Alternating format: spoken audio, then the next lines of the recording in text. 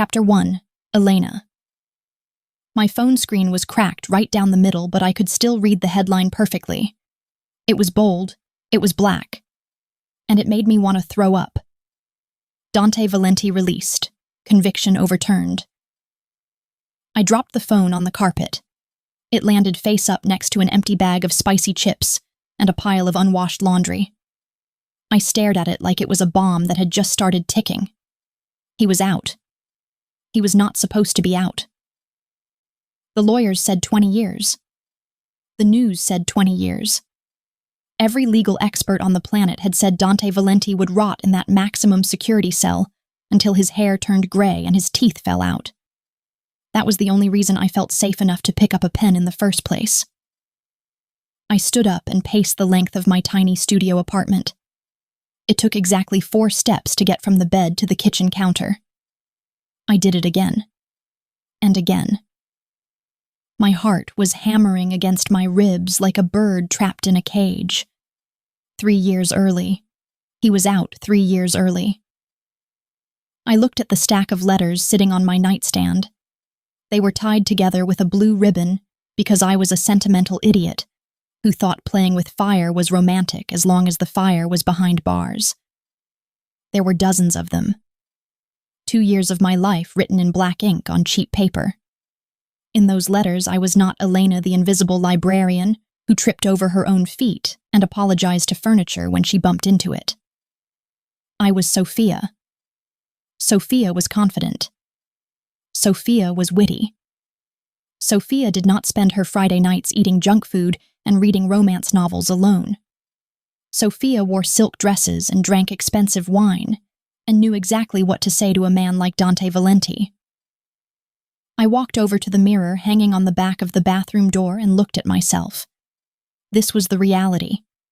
I was wearing an oversized t-shirt that had a mustard stain on the hem. My hair was thrown up in a messy bun that was more messy than bun. And then there was the rest of me. I turned to the side and sucked in my stomach. It did not help much. I was soft. Everywhere. My hips were wide enough to knock things off tables, and my thighs rubbed together when I walked. I had curves that refused to be hidden no matter how much black I wore. Dante Valenti was a don, a king of the New York underworld. I had seen pictures of the women he used to date before he went inside. They were sharp. They were angular. They looked like they were made of glass and diamonds. They were beautiful and dangerous. I was just Elena. I looked back at the phone. The news anchor was talking about a technicality in the evidence, corruption in the police force. I did not care about the details.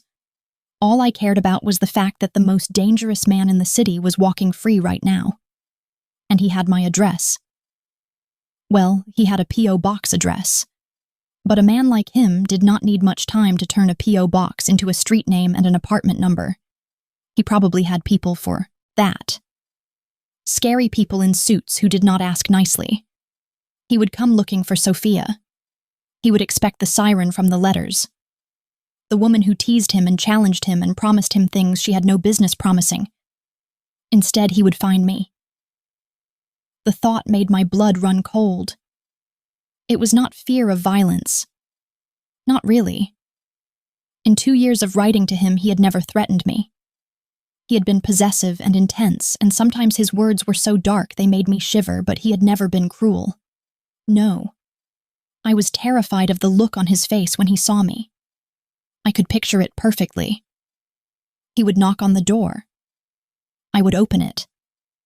He would look down at me with those cold, dark eyes I had studied in newspaper clippings. He would scan me from head to toe. And then he would realize he had been tricked. He would see the soft, shy girl hiding in her baggy clothes, and he would laugh. Or worse. He would just look disappointed.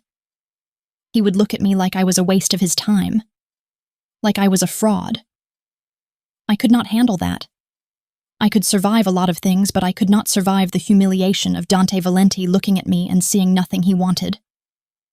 I grabbed the duffel bag from the top of my closet. Dust fell down onto my face, but I wiped it away and unzipped the bag. I had to go. I did not know where. just away. Maybe I could go to my cousin's place in Jersey. Or maybe I could just drive until my beat-up Honda ran out of gas and start a new life as a waitress in a diner where nobody knew who the Valenti crime family was. I started throwing things into the bag. Underwear, socks, my toothbrush. A couple of romance novels because I clearly had not learned my lesson about living in fantasy worlds. My hands were shaking so bad I dropped my deodorant twice.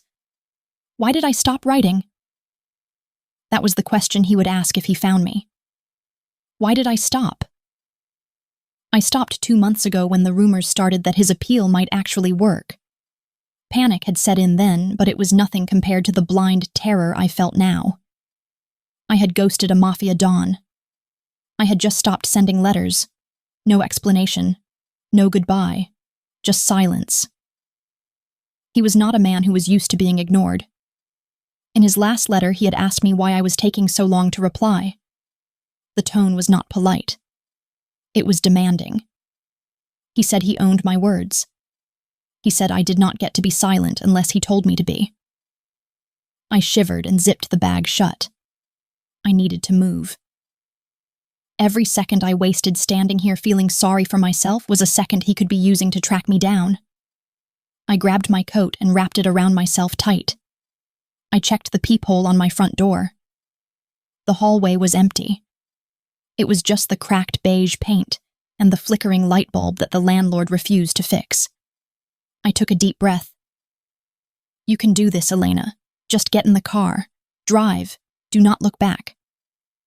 I opened the door and stepped out into the hall.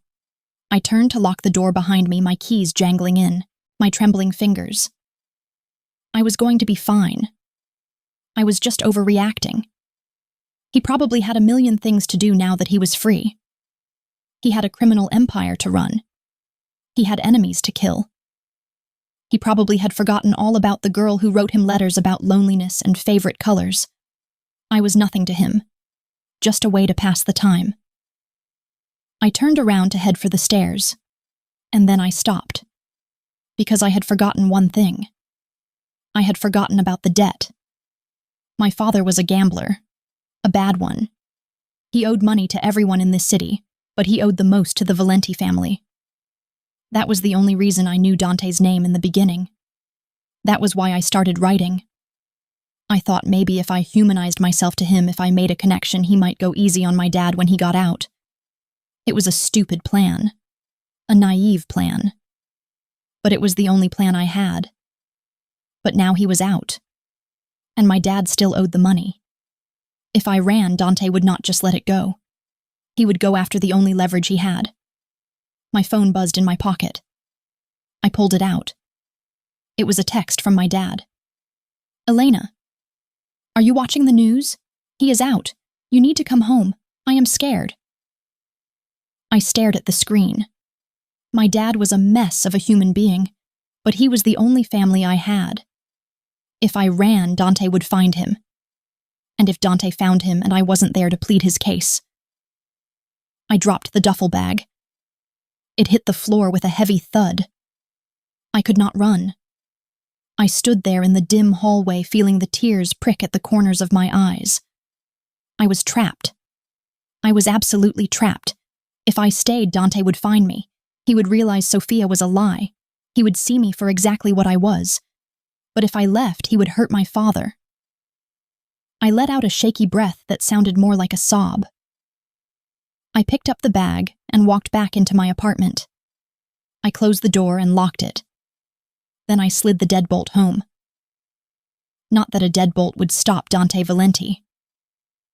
I walked over to the kitchen counter and opened the cabinet. I pulled out a fresh bag of chips. My hands were still shaking as I ripped it open. I sat down on the floor right in the middle of the room. I was not going anywhere. I was going to sit here and wait for the wolf to come and blow my house down. And when he did, I just hoped he would make it quick. Chapter 2. Dante. The air outside the gate tasted like diesel and wet concrete. To anyone else, it probably smelled like the armpit of New York City, but to me it smelled like oxygen. It smelled like mine. I stood there for a second, just letting the heavy steel gate clang shut behind me. That sound had haunted my sleep for 5 years. The grinding of metal on metal. The lock sliding home. It was the sound of my life being put on pause. But now I was on the other side of it. 5 years. I adjusted the cuffs of the suit Matteo had brought for me. It was charcoal gray, custom fit. It felt strange against my skin after wearing rough prison blues for so long. The fabric was too soft, too expensive. I felt like a wolf dressed up for a funeral. A black SUV idled at the curb about 20 feet away. The window rolled down and Matteo looked out. He looked older. There was more gray in his beard and the lines around his eyes were deeper. The last 5 years had not been kind to him either. Running the family while the Don was in a cage was a heavy burden. I walked toward the car. My legs felt stiff. Every step was a conscious decision. I was used to a cell. I was used to a yard that was 10 paces by 10 paces. The world suddenly felt too big, too open. Matteo got out of the car before I reached it. He did not smile. We did not do smiles. He just nodded and opened the back door. "Welcome home, Dante." I didn't answer him. I just slid into the back seat. The leather was cool and smooth. The smell of the interior, conditioned air and new car smell, hit me instantly. It was silent inside. Soundproof glass. The noise of the city, the sirens, the traffic, it all disappeared. Matteo got in the front passenger seat. The driver was a kid I didn't recognize. He looked nervous. His knuckles were white on the steering wheel, and he kept glancing at me in the rearview mirror like I was going to reach forward and snap his neck. Drive. That was the first word I had spoken as a free man. My voice sounded rusty, rough, like gravel grinding together. The car pulled away from the curb smoothly. We merged into traffic heading back toward the city. The skyline rose up in the distance, gray and jagged against the cloudy sky. My city. My kingdom. Matteo turned in his seat to look at me. He had a tablet in his hand. "We have everything set up at the penthouse. The staff has been vetted. Security is tripled. We have a meeting scheduled with the capos at 8 tonight. The Russians have been pushing into the docks while you were away. We need to make a statement." I looked out the window, watching the graffiti-covered walls of the highway blur past. I heard him, but I did not care. The Russians could have the docks for all I cared right now. They could burn the whole city down. I was not thinking about territory. I was not thinking about money. I was not thinking about the rats who had planted the evidence that put me inside. I was thinking about her, Sophia. The name was a ghost in my head. A phantom that had kept me sane when the isolation threatened to crack my skull open. I reached into the inside pocket of my suit jacket. My fingers brushed against the folded piece of paper I had kept there. It wasn't a letter. It was the envelope from the last one she sent. The postmark was from 2 months ago. 2 months. 61 days of silence. For 2 years, she had been my clock. Her letters arrived every Tuesday like clockwork. They were my only window to the outside world. She wrote about mundane things, the weather, the books she was reading, the people she watched in the park. But it was the way she wrote that hooked me. She was smart, sharp. She didn't treat me like a criminal or a celebrity. She teased me. She challenged me. She had this way of stripping away the bullshit and seeing the man underneath. I had fallen in love with her mind before I even knew the color of her eyes. And then she stopped. The day the news broke that my conviction was being overturned, the letters stopped coming. I had waited. I had paced my cell like a caged animal waiting for mail call.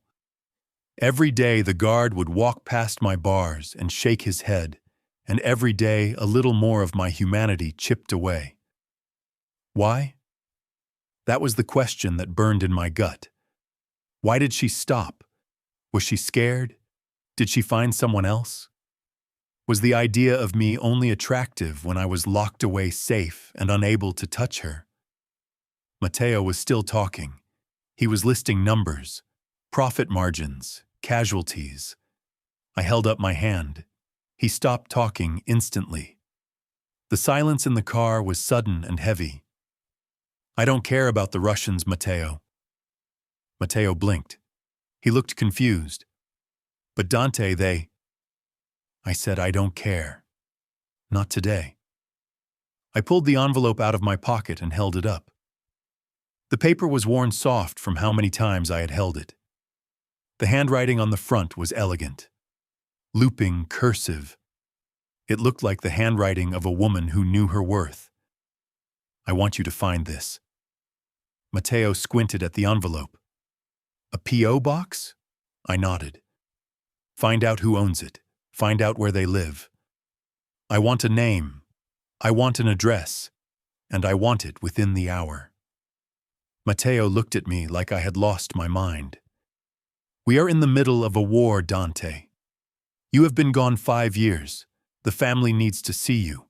They need to know the king is back on the throne. I turned my head and looked him in the eye. My stare was a physical weight. I saw him flinch. I saw the driver look away terrified. The king is back, and the king wants what is his. Matteo swallowed hard. He took the envelope from my hand carefully, as if it were a bomb. Is this a loose end? Someone we need to take care of? I looked back out the window. A loose end? No, she wasn't a loose end. She was the rope that had pulled me out of the dark. And then she had cut it. She ghosted me. The realization made anger coil in my stomach like a snake. I was Dante Valenti. People did not ignore me. People did not walk away from me until I gave them permission. She thought she could play games. She thought she could pour her soul out to me on paper for 2 years and then just disappear because things got real. She was wrong. I don't know yet, I said quietly. Just find her. Matteo pulled out his phone and started typing furiously. He snapped a picture of the address and sent it to our contact at the post office. We had people everywhere. Police, judges, the postal service. There was no such thing as privacy when you had my kind of money. I leaned back against the headrest and closed my eyes. I tried to picture her. In my head, Sophia was tall. She had dark hair and eyes that could cut glass. She was confident. She had to be confident to write the things she wrote. She had confessed desires to me that would make a priest blush. She had told me she wanted to be owned. She had told me she was lonely, but she didn't want just anyone. She wanted someone who could handle her fire. I could handle it. I was going to consume it. The car slowed down as we hit the city traffic. I watched the people walking on the sidewalks. They looked so small, so fragile. They lived their lives worrying about rent and groceries and weather. They had no idea that wolves walked among them. I checked my watch. 30 minutes had passed. Matteo's phone buzzed. I opened my eyes instantly. He looked at the screen and then he looked at me. His expression was unreadable. We got a name. Tell me. Elena. Elena Rossi. The name meant nothing to me. It wasn't Sophia. I felt a spike of irritation. She had lied about her name. Of course she had. Smart girl.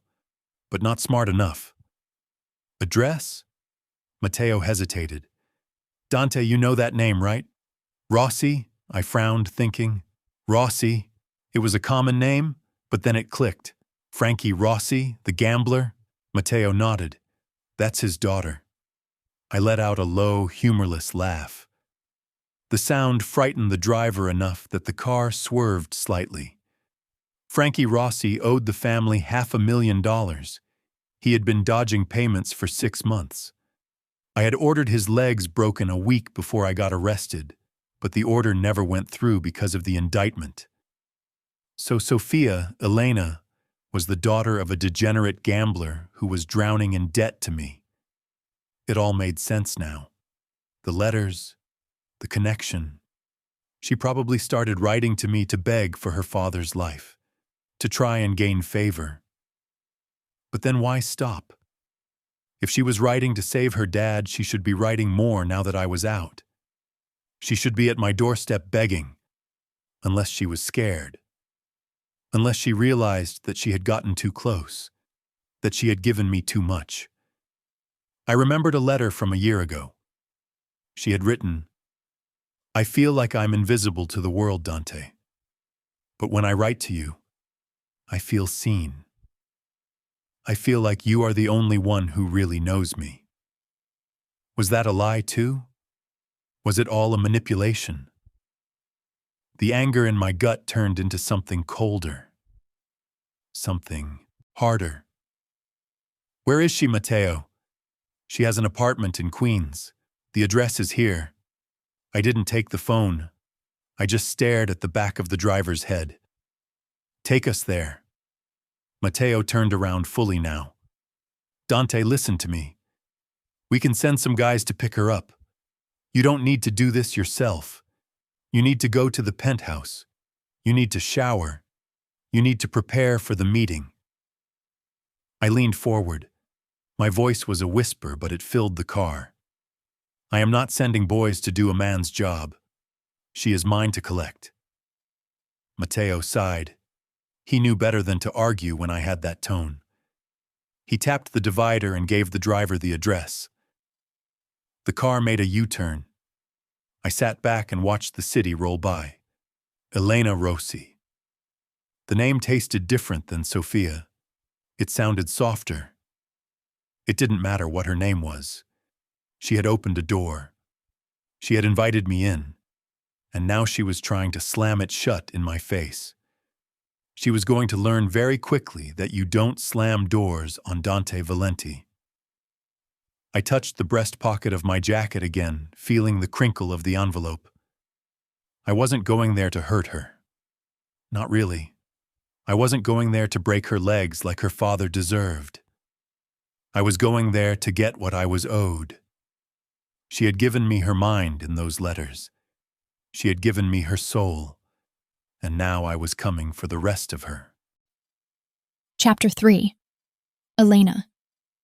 The library was usually my sanctuary. It smelled like dust and vanilla, and aging paper, which was arguably the best smell in the world. It was quiet. It was safe. And most importantly, it was a place where people generally left me alone. But today the silence felt heavy. I was shelving the returns in the history section, which was tucked away in the back corner of the building. It was the darkest part of the library where the fluorescent lights flickered and hummed like dying insects. I liked it back here. It was easy to disappear between the towering metal shelves. I was on my knees on the thin gray carpet trying to wedge a massive book on the Civil War onto the bottom shelf. It was a tight squeeze. My skirt was riding up, and the waistband of my tights was digging into my stomach. I felt gross. I felt messy. I had barely slept the night before.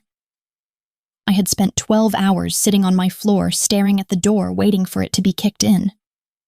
When the sun came up and I was still alive, I realized I had to go to work. If I didn't go to work, I would lose my job. And if I lost my job, I couldn't pay the rent. And if I couldn't pay the rent, I would have to move back in with my dad, which was a death sentence for my mental health. So here I was, hiding in the stacks, jumping at shadows. I shoved the book into place and let out a huff of breath, pushing a loose strand of hair out of my face. My glasses were sliding down my nose. I adjusted them with a sweaty finger. "You are being paranoid, Elena." I told myself that for the 100th time today. Dante Valenti was a busy man. He was a millionaire, a criminal mastermind. He probably had a list of enemies a mile long. Why would he care about a shy librarian who wrote him a few letters? He had probably forgotten about Sophia the second he stepped out of prison. I grabbed the next book from my cart. The air pressure in the aisle changed. It was a subtle thing, a shift in the atmosphere. The hairs on the back of my arms stood up. The humming of the lights seemed to fade into a dull buzz. The silence that followed was not the peaceful silence of a library. It was the silence of a forest when a predator walks into the clearing. I froze. My hand was still gripping the spine of the book. I didn't want to look up. My instincts were screaming at me to stay down to curl into a ball and pretend I was a pile of laundry. But I couldn't. I slowly turned my head. He was there. He was standing at the end of the aisle. The pictures in the newspapers did not do him justice. They made him look cold and distant. In person, he was overwhelming. He was tall. So tall that he made the metal shelves look like toys. His shoulders were broad, straining the fabric of a suit that looked like it cost more than my entire education. He wasn't moving. He was just standing there with his hands in his pockets, watching me. I forgot how to breathe. My heart stopped beating, and then started again with a violent kick against my ribs. It was him. Dante. He had found me. I scrambled to stand up. It was not graceful. My foot caught on the edge of the cart and I stumbled, grabbing the shelf for support. A book slid off the cart and hit the floor with a loud clap that echoed like a gunshot. I flinched. He didn't. He didn't even blink. I stood there, pressing my back against the books, trying to put as much distance between us as possible. I pulled my cardigan tighter around myself, trying to cover my chest, trying to hide the curve of my hips. I felt exposed. I felt huge and awkward and utterly ridiculous. He took a step forward. His shoes made no sound on the carpet. He moved like a big cat. Fluid. Dangerous. I opened my mouth to speak, but nothing came out. My throat was dry. He stopped 3 feet away from me, close enough that I could smell him. He smelled like winter, like cold air and expensive cologne and something dark and spicy like tobacco. He looked down at me. His eyes were almost black. They were intense, intelligent, and terrifying. He scanned my face. He looked at my messy hair. He looked at my glasses. Then his gaze dropped. He looked at my body. I wanted the floor to open up and swallow me whole. I knew what he was seeing. He was seeing the soft stomach, the thick thighs, the fact that I wasn't wearing shapewear because I didn't think I would be meeting a mafia don today. I braced myself for the sneer. I waited for the look of disgust. But it didn't come. His expression didn't change. His eyes just darkened slightly. He looked at me the way a starving man looks at a banquet. Intense. Hungry. Possessive. Sophia. His voice was deep. It rumbled through the floor and vibrated in the soles of my feet. It wasn't a question. It was a statement. I swallowed hard. My name is Elena. I know what your name is, he said. He took another step. He was in my personal space now. He was towering over me, blocking out the light. I know who your father is. I know where you live. And I know that you stopped writing to me. The accusation hung in the air. I tried to laugh. It came out as a nervous squeak. I got busy. Work has been crazy. You know how it is. Books don't shelve themselves. I was babbling. I was making jokes to a man who could probably kill me with his thumb. I was an idiot. He tilted his head slightly, watching my mouth move. You got busy, he repeated.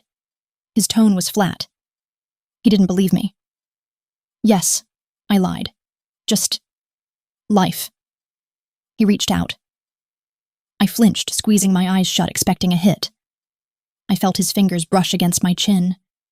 His skin was rough, warm, and calloused. He tilted my face up, forcing me to look at him. I opened my eyes. He was staring right into me. You are a terrible liar, Elena, he said softly. You didn't get busy. You got scared. I didn't. You ran, he cut me off. His thumb brushed over my bottom lip. The sensation sent a jolt of electricity straight down my spine. You realized who I was. You realized that the things we wrote about, the things you confessed to me, were not just ink on paper. They were real. And that terrified you. He was right. God, he was so right. I'm sorry, I whispered. My voice was trembling. I shouldn't have lied to you about who I was. He dropped his hand, but he didn't step back. I don't care about the name, Sophia, Elena. It doesn't matter. I know your voice. I know your mind. He paused and his gaze raked over my body again, heavier this time. And now I know the rest of you. I felt my face heat up. I'm not what you expected. No, he agreed. You're not. My stomach dropped. Here it comes. The rejection. You are better, he said. My brain short-circuited. What? I expected plastic, he said, his voice rough. I expected one of those women who look like they would break if I touched them too hard. But you... He stepped closer until the toes of his expensive shoes touched the toes of my scuffed flats. You are soft. You are real. I stared at him, completely bewildered. Was he mocking me? We have business to discuss, Elena, he said abruptly, shifting gears. The tenderness vanished, replaced by cold authority. Business? I echoed. Your father. The air left my lungs. The fantasy of the moment shattered. Right. My dad. The debt. That was why he was here. Not because he liked my letters. Not because he thought I was real. He was here to collect. I know he owes you money, I said, my voice gaining a little bit of strength from the panic. He's trying to get it. He just needs more time. He has had time, Dante said coldly. He has had 5 years. The debt is overdue, and I am not a patient man. I can help, I said quickly. I have some savings. It's not much, but... Dante laughed. It was a dark sound. You work in a library, Elena. Unless you have $500,000 stuffed in your mattress, you cannot help. $500,000. I felt dizzy. I knew it was a lot, but I didn't know it was that much. My dad was dead. There was no way we could pay that. Please, I whispered. Don't hurt him. He's sick. He's an idiot, but he's my dad. Dante watched me. He seemed to be calculating something, weighing my value. I am not going to hurt him, Dante said. Not today. Relief washed over me so strong my knees almost buckled. Thank you so much. But, Dante added, and the word was like a steel trap snapping shut. The debt must be paid, one way or another. I don't understand, I said. If we can't pay money... There are other currencies, Dante said. He stepped back, giving me room to breathe for the first time in minutes. He buttoned his suit jacket. Get your things, he said. I blinked. What? Get your purse, your coat. We are leaving. Leaving? Where? I'm at work. I can't just leave. Dante looked at me like I had just spoken a foreign language. You think I care about your shift schedule? Get your things, Elena. You are coming with me to discuss the terms of your father's debt. I can't go with you, I said, backing up until I hit the shelf again. I don't know you. You're a criminal. Dante's eyes narrowed. I am the man you wrote to for 2 years. I am the man you told your darkest secrets to. You know me better than anyone. He reached out and grabbed my hand. His grip was firm but not painful. It was possessive. Now come, he said, or I send my men to pay your father a visit right now. The threat hung in the air. I looked at his hand wrapped around mine. I looked at his face. He wasn't bluffing. If I said no, my dad would pay the price. If I said yes, I didn't know what would happen. But looking at Dante, feeling the heat radiating off him, I knew one thing for sure. My life as I knew it was over. Okay, I whispered, Good girl, he murmured. He pulled me away from the safety of the books and led me out of the shadows. I stumbled along behind him, my hand lost in his, trying to keep up with his long strides. We walked through the main reading room. People looked up. They saw the giant man in the suit leading the mousy librarian away. They looked confused. I kept my head down. We walked out the front doors and the cold city air hit my face. A black SUV was waiting at the curb, engine idling. The driver jumped out and opened the back door. Dante didn't let go of my hand. He guided me into the back seat. I slid across the leather, feeling like I was climbing into a hearse. Dante got in beside me. The door slammed shut, locking us in. Where are we going? I asked, my voice small. Dante looked at me. He reached over and tucked a stray lock of hair behind my ear. His touch lingered on my neck, right over the pulse that was hammering under my skin. Home, he said. And as the car pulled away, I realized with a terrifying jolt of clarity that he didn't mean my home, he meant his. Chapter 4. Dante. The silence in the back of the SUV was loud. It was filled with the sound of Elena trying to breathe without making noise. She was pressed up against the door as far away from me as she could possibly get. If she pushed any harder, she would phase right through the metal and tumble out onto the highway. I sat in the corner of the seat, my legs spread, taking up more than my fair share of the space. I watched her. I had been watching her for 5 minutes straight, and I was not bored yet. She was a mess. A beautiful, chaotic mess. Her hair was falling out of that clip on top of her head, strands of brown gold hitting her cheek. She kept blowing them away with little puffs of air instead of tucking them back. Her glasses were crooked, sitting slightly lower on one side than the other. Her hands were clenched in her lap, the knuckles white, gripping the strap of her worn-out purse like it was a lifeline. But it was the rest of her that held my attention. In prison, I had been surrounded by hard lines, steel bars, concrete walls, hard men with sharp elbows and sharper shanks. Everything was gray. Everything was cold. Elena was the opposite of all of that. She was soft. She was wearing a cardigan that was 3 sizes too big, but even that couldn't hide the curve of her hip where the seatbelt dug in. I could see the plushness of her thighs pressing against the leather seat. She looked like comfort. She looked like something a man could sink into and never want to leave. I remembered the women I used to date. The models, the actresses. They were all angles and bones. Holding them was like holding a bag of antlers. Elena looked like she would feel like heaven. She shifted nervously, pulling the hem of her cardigan down over her knees. She caught me looking. Her cheeks turned a shade of pink that I wanted to taste. "Stop staring at me," she mumbled. She looked at her knees, not me. "I have been staring at concrete for 5 years, Elena," I said. My voice was low, rasping against the silence. "I think I have earned the right to look at something beautiful." She made a sound that was half laugh, half snort. "Beautiful. Right.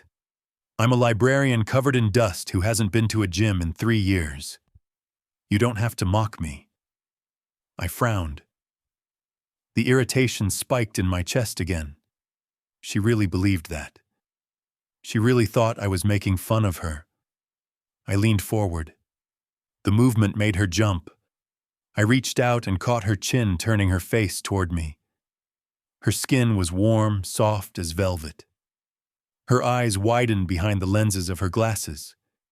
They were brown, not a flat brown, but a rich, warm color like whiskey in a glass. "I do not mock," I said. "I do not waste words. If I say you are beautiful, it is because you are. If you are too blind to see it, that is your problem, not mine." She stared at me, her mouth slightly open. She looked confused, flustered. "You're crazy," she whispered. "Maybe," I admitted. "Solitary confinement does things to a man's head." I let go of her chin, but I didn't lean back. I stayed in her space, smelling the vanilla scent of her shampoo. It was intoxicating. "Where are we really going?" she asked. Her voice was shaking less now. The anger was starting to bleed through the fear. Good. I liked the fire. I remembered the fire from her letters, the way she would argue with me about politics or philosophy. I wanted to see that fire in person. "I told you," I said. "Home." "You're home," she corrected, "which is kidnapping, by the way. Just so we are clear on the legal terminology, you are kidnapping me." I smirked. I prefer the term asset relocation. "I am not an asset," she snapped. She turned in her seat, facing me fully now. "I am a person. I have a job. I have a cat." "Okay, I don't have a cat, but I was thinking about getting one. You can't just take me." "Your father owes me $500,000, I said calmly. "Do you have $500,000, Elena?" She deflated. The fire went out, leaving her looking small and tired again. "No." "Does your father?" "No." "Then we have a problem," I said. "In my world, debts are paid. If they are not paid with money, they are paid with blood. Kneecaps, fingers, sometimes lives." I watched the color drain from her face. I hated doing that to her, but she needed to understand the reality of the situation. She needed to understand that I was the only thing standing between her father and a closed casket. "I am offering a third option," I said. "Which is?" "You," I said simply. "You come with me. You stay with me. You belong to me until I decide the debt is settled." Her eyes went wide. "Belong to you? Like a slave?" I laughed. It was a dark rumble in my chest. "No, Elena, not a slave. A guest, a very permanent guest." "For how long?" "As long as it takes." She looked at the door handle. I saw the calculation in her eyes. We were moving at 40 miles an hour through city traffic. "Don't even think about it," I said. "I locked the child safety locks before you got in." She glared at me. "You are infuriating." "I have been called worse." "I bet you have. I bet psychopath is high on the list." "Top 5 definitely." She crossed her arms over her chest. The cardigan pulled tight, outlining the swell of her breasts. My gaze dropped. I couldn't help it. My body was waking up in ways it hadn't in years. The reaction was instant and painful. I wanted to reach out and touch her. I wanted to pull that oversized sweater off her shoulders and see the skin underneath. I wanted to know if she was as soft all over as she looked. But not yet. She was terrified. If I touched her now, she would shatter. I needed her to trust me. Or at least I needed her to stop looking at me like I was going to eat her. Although eating her was definitely on the agenda eventually. "Tell me about the letters," I said, changing the subject. She stiffened. "What about them?" "Why did you use a fake name?" "Sophia." She looked out the window. "Because I'm nobody. Elena Rossi is just the girl who checks out books and eats lunch alone in the break room. Sophia was interesting. Sophia was brave." "You are brave," I said. "You walked into a prison through words and tamed a monster. That takes courage." She looked back at me. There was a sadness in her eyes that made my chest ache. "I didn't tame you, Dante," she said softly. "I just distracted you." "No," I said. "You saved me." The words hung in the air, heavy and true. The car began to slow down. I looked out the window. We were pulling up to the curb in front of my building, the Valenti Tower. It was a fortress of glass and steel rising up into the gray sky. Matteo was already waiting by the entrance with 2 of my soldiers. They looked tense. They were scanning the street, watching for threats. They were expecting war. They didn't know I had brought the prize home already. The car stopped. The driver killed the engine. "We are here," I said. Elena looked out the window at the massive building. She looked intimidated. She shrank back into her seat. "I can't go in there," she whispered. "Look at me, Dante. I'm wearing a thrift store sweater. I have a run in my tights. I don't belong in a place like that." I unbuckled my seatbelt. I turned to her. "You belong where I say you belong," I said firmly. I opened my door and stepped out. The city noise rushed in. Horns, sirens, voices. I ignored it all. I walked around the back of the SUV to her side. I opened the door. She was sitting there clutching her purse to her chest like a shield. She looked up at me like I was the executioner. "Come," I said, holding out my hand. She hesitated. She looked at my hand, then at my face. She took a deep breath. She placed her hand in mine. Her palm was damp. Her fingers were trembling. But she held on. I pulled her out of the car. She stumbled a little as her feet hit the pavement. I caught her. My arm went around her waist, steadying her. The contact was electric. I felt the heat of her body through her clothes. I felt the softness of her waist. She was solid, real. She gasped and looked up at me. Her face was inches from mine. "I've got you," I murmured. For a second, neither of us moved. The world stopped. The soldiers, the building, the traffic, it all faded away. It was just the heat of her body against mine. Then Matteo cleared his throat. "Boss," he said, "we should get inside. It's not safe out here." I tore my eyes away from Elena's lips. "Right," I said. I didn't let go of her waist. I pulled her flush against my side, shielding her with my body. "Walk with me," I told her. She nodded dumbly. We walked toward the glass doors. I felt the eyes of my men on us. I saw the confusion on their faces. They saw the dawn bringing home a librarian in a messy bun. They probably thought I had lost my mind. Let them think it. I tightened my grip on her waist. Elena Rossi was mine now, and God help anyone who tried to tell me otherwise. Chapter 5. Elena. The lobby of the Valenti Tower was not a lobby. It was a cathedral built to worship money. The floors were black marble so polished I could see up my own skirt if I looked down. The walls were glass. The ceiling was somewhere in the stratosphere. And everywhere I looked, there were men in suits standing perfectly still, watching everything with dead shark eyes. I felt Dante's arm heavy and warm around my waist. He wasn't just guiding me. He was clamping me to his side. It was a possessive grip that said, "This is mine, don't touch." I tried to shrink. I tried to make myself invisible, which was my superpower, but it was impossible when you were attached to a man who took up all the oxygen in the room. I was conscious of every flaw in my appearance. The scuff mark on my left shoe. The way my cardigan was pilling at the elbows. The fact that I was breathing hard like I'd just run a marathon because my anxiety was spiking off the charts. We walked past a security desk where a man with a neck the size of a tree trunk nodded respectfully. "Welcome home, Mr. Valenti." Dante didn't even look at him. He just kept walking, pulling me toward a bank of gold elevators. "Dante," I hissed under my breath. "Everyone is staring."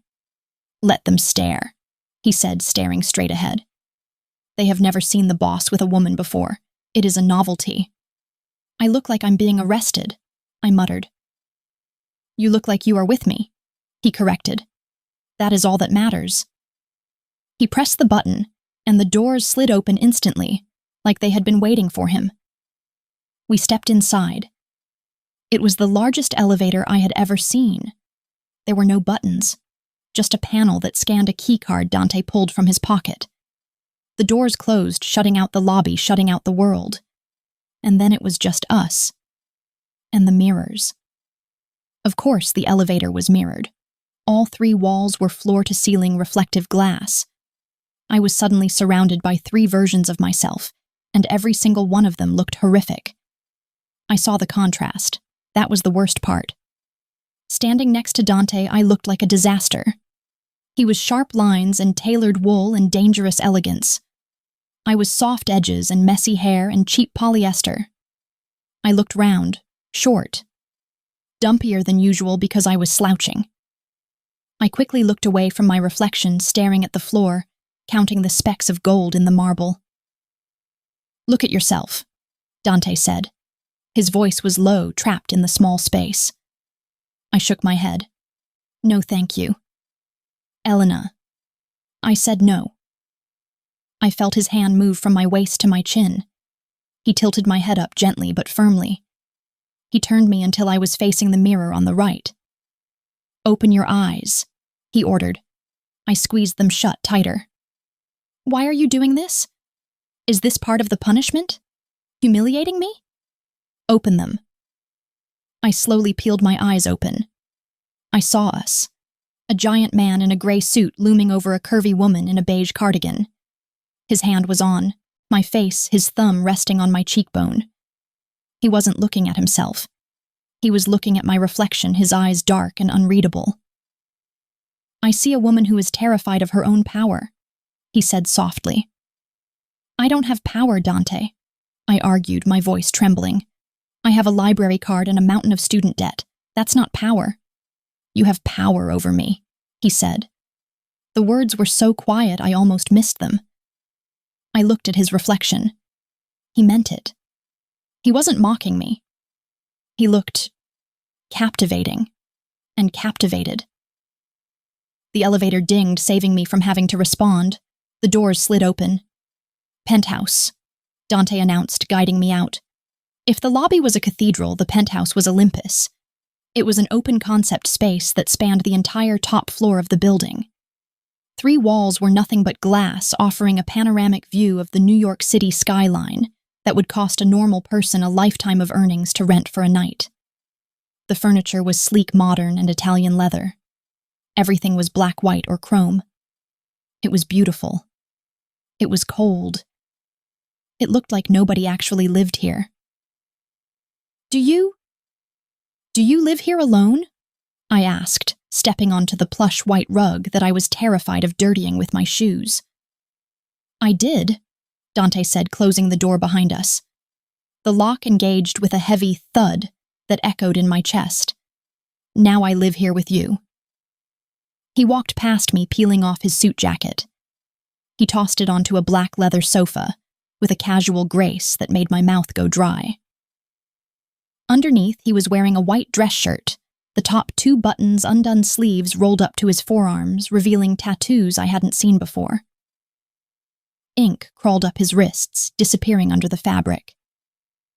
"I don't have anything," I realized suddenly. I stopped in the middle of the room, clutching my purse.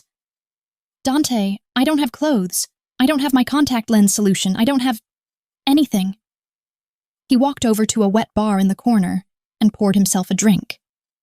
Amber liquid splashed into a crystal glass. "I know," he said. "I have already ordered everything you need. It will be delivered within the hour." "You ordered clothes?" I asked, skeptical. "How do you know my size? You can't just guess with me, Dante. I'm not a standard size. Things don't just fit."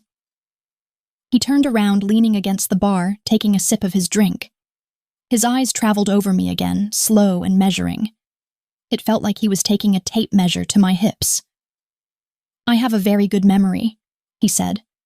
"And I have very good eyes. I know your size, Elena." I blushed. "You're arrogant." "I am right," he countered. "Are you hungry?" My stomach chose that exact moment to let out a loud growl. I pressed my hand against it, mortified. I hadn't eaten since a granola bar at breakfast. Dante's lips quirked up in a ghost of a smile. It was the first time I had seen him look almost amused. It changed his whole face, making him look younger, less like a statue and more like a man. I will take that as a yes, he said. He picked up a tablet from the counter and tapped on it a few times. What do you like? He asked.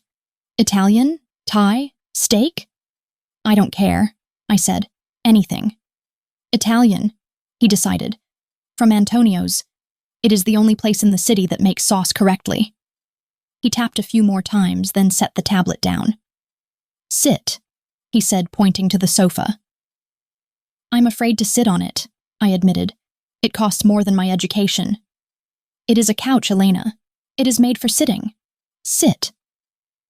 I gingerly lowered myself onto the edge of the black leather sofa. It was surprisingly comfortable. I set my purse on the floor by my feet. Dante walked over, drink in hand. He didn't sit on the sofa opposite me. He sat right next to me, close enough that his thigh brushed against mine. I stiffened, scooting away a few inches. He noticed, but he didn't comment. He just took another sip of his drink. We need to set some ground rules, he said, staring at the view of the Empire State Building. Rules, I repeated, feeling the knot in my stomach tighten. Like, curfew? Chains? He looked at me, his expression serious. No chains, unless you ask for them. My mouth fell open. He ignored my shock. Rule number 1, you do not leave this apartment without me. Not for work, not for groceries, not for a walk. If you step out that door without me, my security team will bring you back and I will be displeased. You do not want to see me displeased. I can't just quit my job, I argued. I'm a librarian. People depend on me. I have already called the library, he said calmly. You are on indefinite medical leave, fully paid. You called my boss? I was sputtering now. How did you even— I own the building, the library is in Elena, he said casually. Rule number 2, you answer your phone when I call. Always. I don't even have my charger, I muttered. Rule number 3, he continued, his voice dropping an octave, becoming rougher. No hiding. I frowned. Hiding? I saw you in the elevator, he said, turning his body to face me. I saw you trying to disappear. I saw you pulling that sweater around yourself like it was armor. You do not hide from me. In this house you do not cover up because you think you are not enough. I want to see you. I swallowed hard, looking down at my hands. That's not really a rule, Dante. That's a personality transplant. I've spent my whole life hiding. You can't just order me to stop being insecure. I can order you to stop hiding your body, he said, and I will. The doorbell rang. Dante stood up. That will be the food. He walked to the door. I sat there trying to process everything. He was insane, controlling, overbearing, and yet he had noticed. He had noticed my insecurity not with disgust but with annoyance. He wanted to see me. He came back carrying 4 large paper bags. 4 bags? I asked as he set them on the coffee table. Who else is coming? No one, he said. Just us. He started unpacking the food. Containers of pasta, garlic bread, antipasto, grilled vegetables, tiramisu. It was enough food to feed a football team. Dante, this is insane, I said. We can't eat all this. I didn't know what you would want, he said, shrugging. So I got everything. He handed me a fork. Eat. I hesitated. Eating in front of people was another one of my anxieties. I always felt like people were judging what I put in my mouth, judging my size against my appetite. I'm not that hungry, I lied. Dante stopped opening a container of lasagna. He looked at me. Rule number 4, he said softly. You do not lie to me.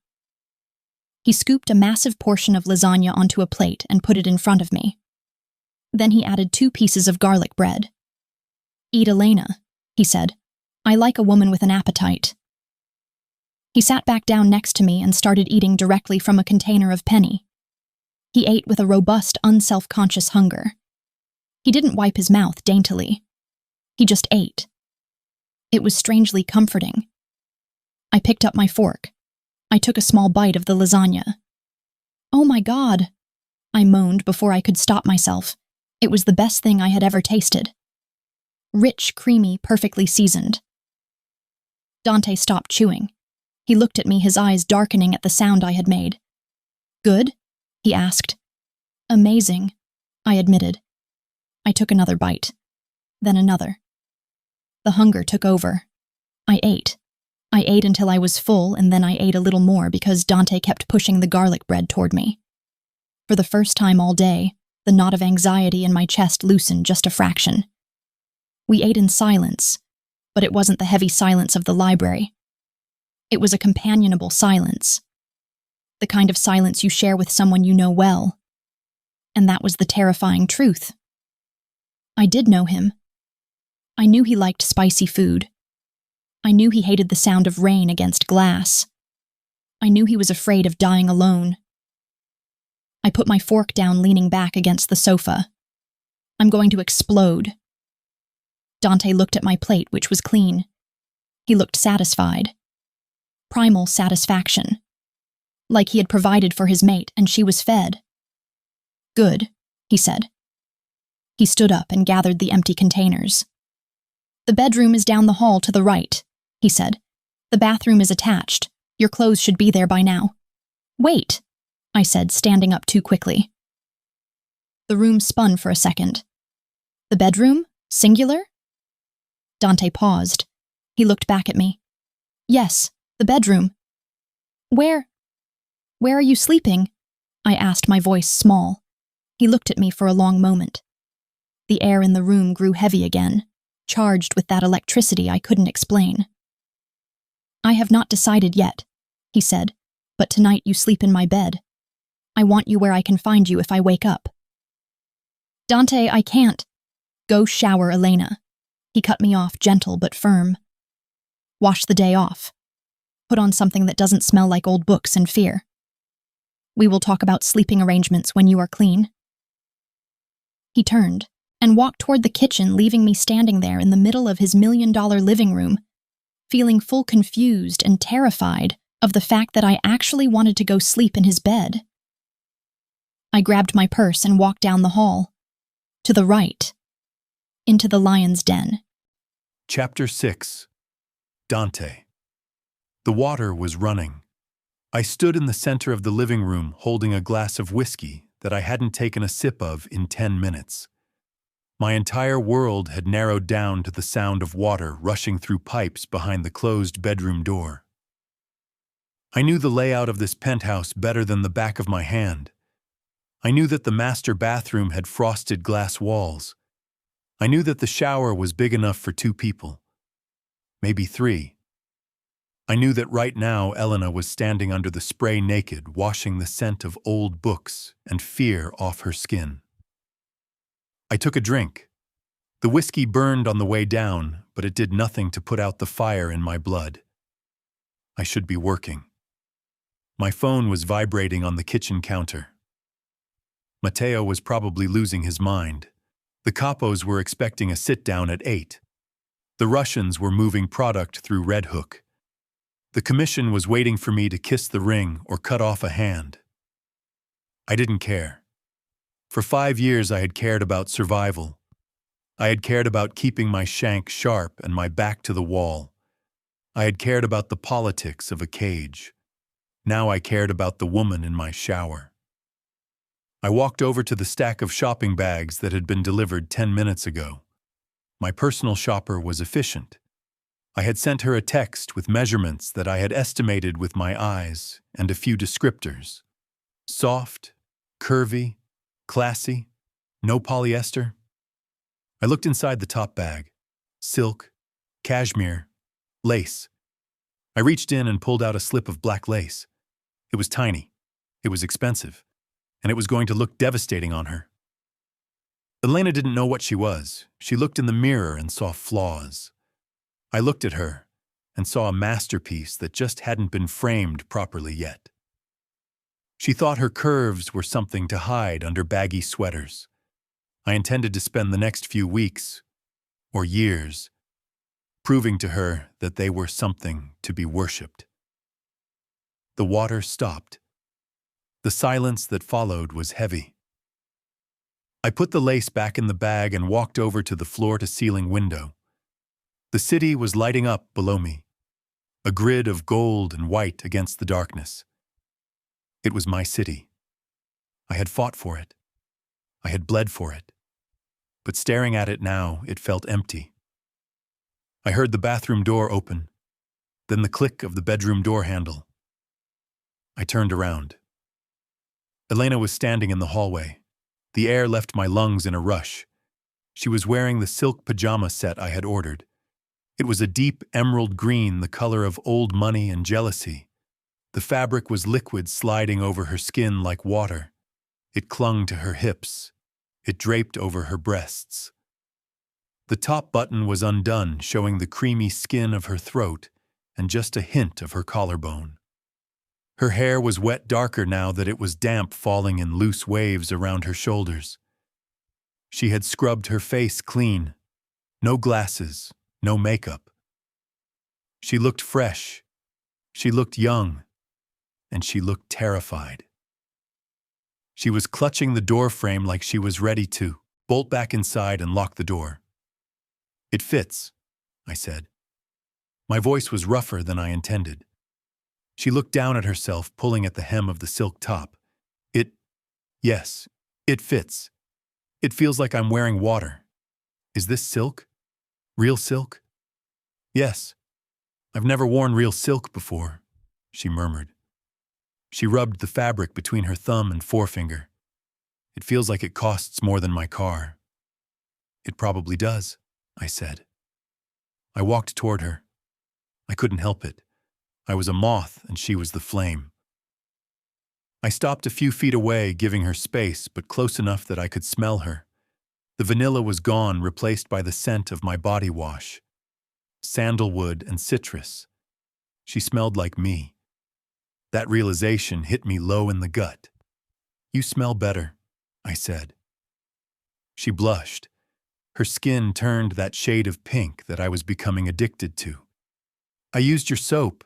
I didn't see anything else. I hope that's okay." "Use whatever you want, Elena. Everything in this house is yours." She looked up at me, squinting slightly without her glasses. Her eyes were vulnerable. "Dante, why are you doing this? The clothes, the food, everything. You said this was about a debt, but this doesn't feel like a debt collection. This feels like..." "Like what?" "Like a date," she whispered. "A really intense, really scary date." I laughed. A short, sharp sound. "You think I buy silk pajamas for all my debtors? You think I bring Frankie Rossi here and feed him lasagna?" "I don't know what you do," she said, finding a little bit of her spine. She crossed her arms. "I don't know you. Not the real you. I know the guy who wrote letters about philosophy and his favorite childhood memory. I don't know the Don." "They are the same man," I said. "Are they?" She looked pointedly at the tattoos on my forearms. "Because the guy in the letters sounded lonely. The guy standing here looks like he owns the world. I can own the world and still be lonely, Elena." She went quiet. She understood that. I knew she did. That was the bond we had shared in the ink. Two lonely people shouting into the void and finding an echo. "Come," I said, extending my hand. "Sit, we need to talk about the arrangement." She hesitated, looking at my hand like it was a trap. Eventually, she took it. Her skin was warm and damp from the shower. I led her back to the living room, but I didn't take her to the couch. I took her to the window. I wanted her to see what I saw. "Look," I said, gesturing to the city below. She looked. Her eyes widened. "It's beautiful." "It's a machine," I corrected. "It eats people.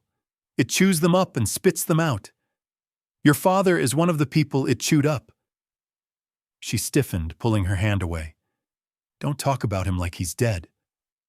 "He might as well be," I said brutally. "He owes $500,000 to me. He owes another $50,000 to the Irish. He owes his bookie on 4th Street. He is drowning Elena. She wrapped her arms around herself, hugging her waist. The silk pulled tight across her back. I told you I'll pay it back. I'll get a second job. I'll sell my things.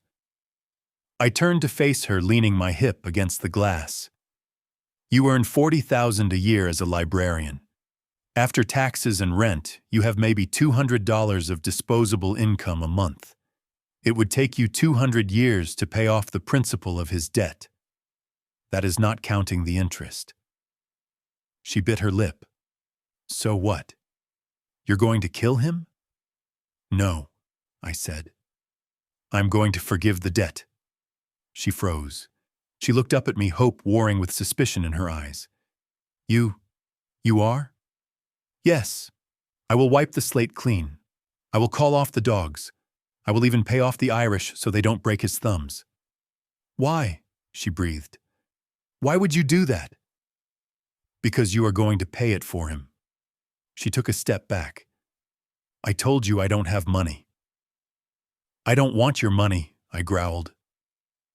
I pushed off the glass and closed the distance between us. I crowded her space, forcing her to look up at me. I have more money than God. I don't need cash. Then what do you want? I need a wife. The word hung in the air between us, heavy and absolute. Elena stared at me. Her mouth opened, but no sound came out. She blinked once, twice. What? A wife, I repeated. The commission is getting restless. They think I have been away too long. They think I am unstable. They want to see that I am settled, that I am focused on the future. A wife creates an image of stability. It was a lie. Or at least it was only half the truth. Yes, the commission liked stability, but I didn't give a damn what the commission liked. I could crush any dissent with a snap of my fingers. I didn't want a wife for the commission. I wanted a wife because I wanted her. And in my world, you locked down what was valuable. You put a ring on it. You put your name on it. You made sure everyone knew that touching it was a death sentence. You want me to marry you? She squeaked. Fake marry you? Real marry me, I said. A courthouse, a judge, a certificate, the whole thing. You're insane, she said. She turned around and started walking toward the door. You are actually insane. I'm leaving. If you walk out that door, I said, my voice calm and low, I make a phone call, and your father loses his legs tonight. She stopped. She stood there for a long, agonizing moment, her back to me. I saw her shoulders shaking. Then she turned around. Her eyes were wet, but she wasn't crying. She was furious. You are a monster, she hissed. The letters, they were all a lie, weren't they? You pretended to be this human being. But you're just a thug in a nice suit. The insult stung. It stung more than a bullet would have. I am both, I said. I am the man who wrote to you, and I am the man who will burn the city down to get what he wants. Right now, I want you. Why me? She shouted, throwing her hands up. Look at me, Dante. I am a mess.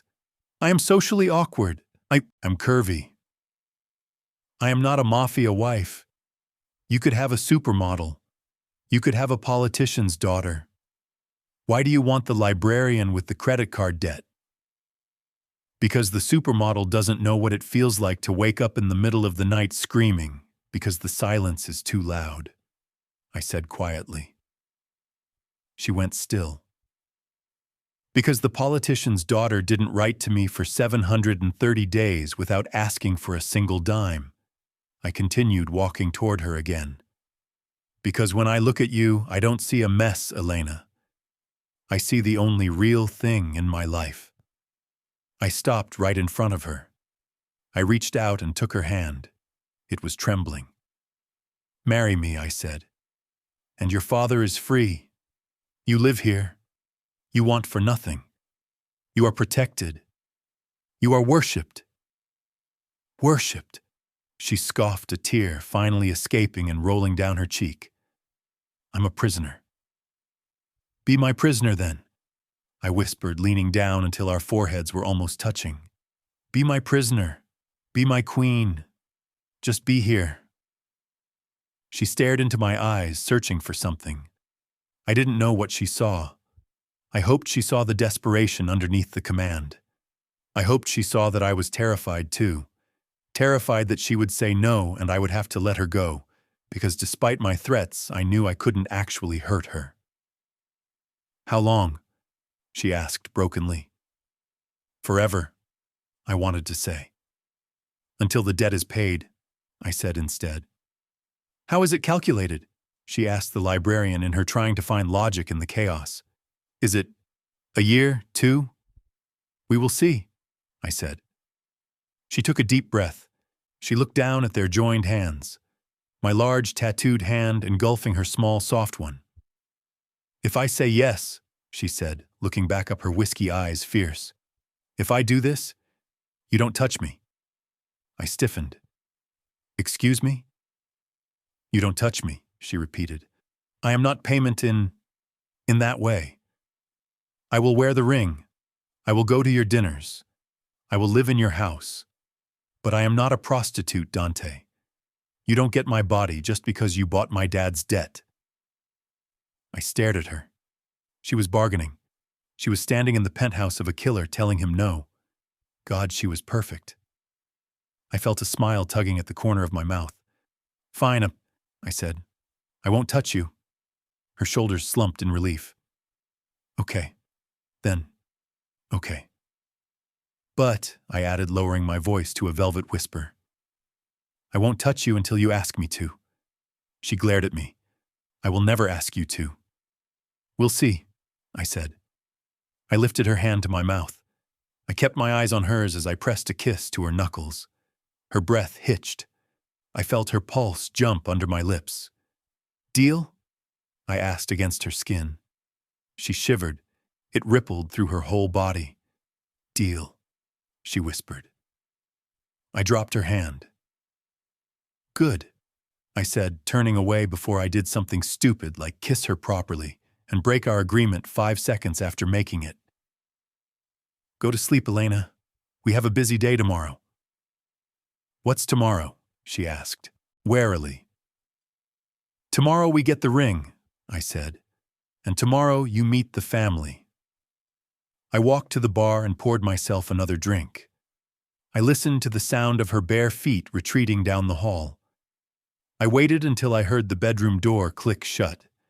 Then I downed the whiskey in one swallow. I won't touch her.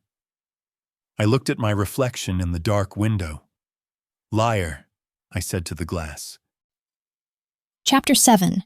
Elena. I woke up drowning in gray silk sheets that smelled like sandalwood and danger. For a solid 10 seconds, I didn't know where I was. The ceiling was too high. The light coming through the curtains was too bright. The mattress was too comfortable. It felt like sleeping on a cloud that had been specifically engineered by NASA. Then the memories of yesterday crashed into me like a freight train. The library. Dante. The debt. The deal. I sat up abruptly, clutching the silk sheet to my chest. My heart did a nervous little flip. I was in Dante Valenti's bed. I was in the penthouse of a mafia don. And I had agreed to marry him.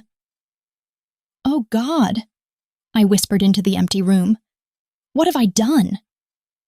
I looked around.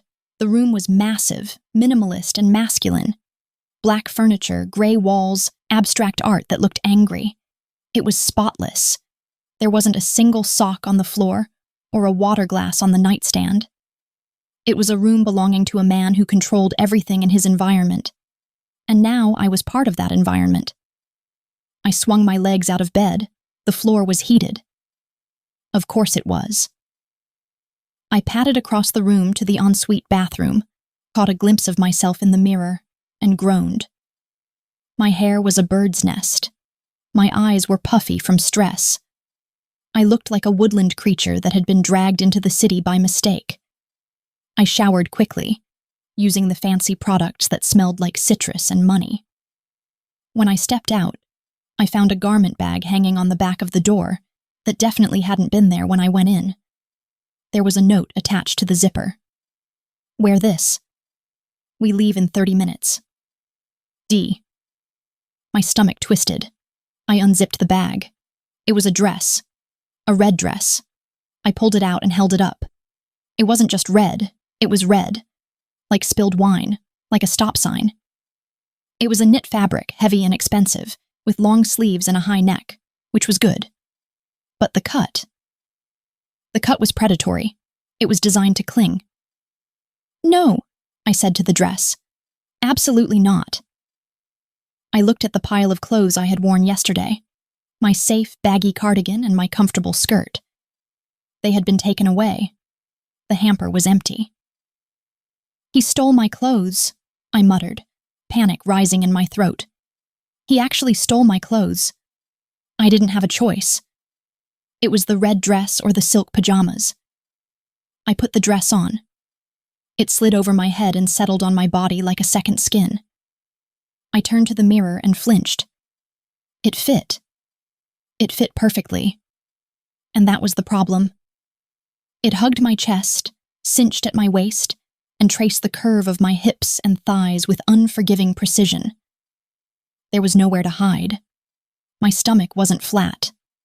My hips were wide. In my head, I looked like a tomato trying to burst out of its skin. I grabbed a towel and wrapped it around my waist like a sarong. Then I realized how stupid that looked and threw it down. I looked around for a jacket, a robe, a blanket, anything. Nothing. I took a deep breath. 30 minutes. I just had to survive 30 minutes, and then maybe I could convince him to let me buy a coat.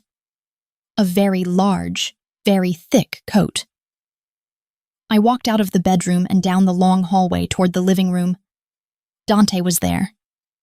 He was standing by the kitchen island, drinking espresso and reading something on a tablet.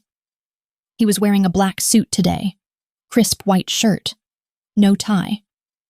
He looked devastating. He looked like the kind of man who ruined women's lives and didn't even notice. He looked up as I entered the room. He froze. His hand paused halfway to his mouth with the espresso cup. His dark eyes locked onto me and swept down my body, slow and heavy, like a physical touch. He didn't blink. He didn't smile. He just stared. I crossed my arms over my chest, trying to shield myself. I felt my face burning. I know, I said quickly, my voice high and defensive. It's too tight.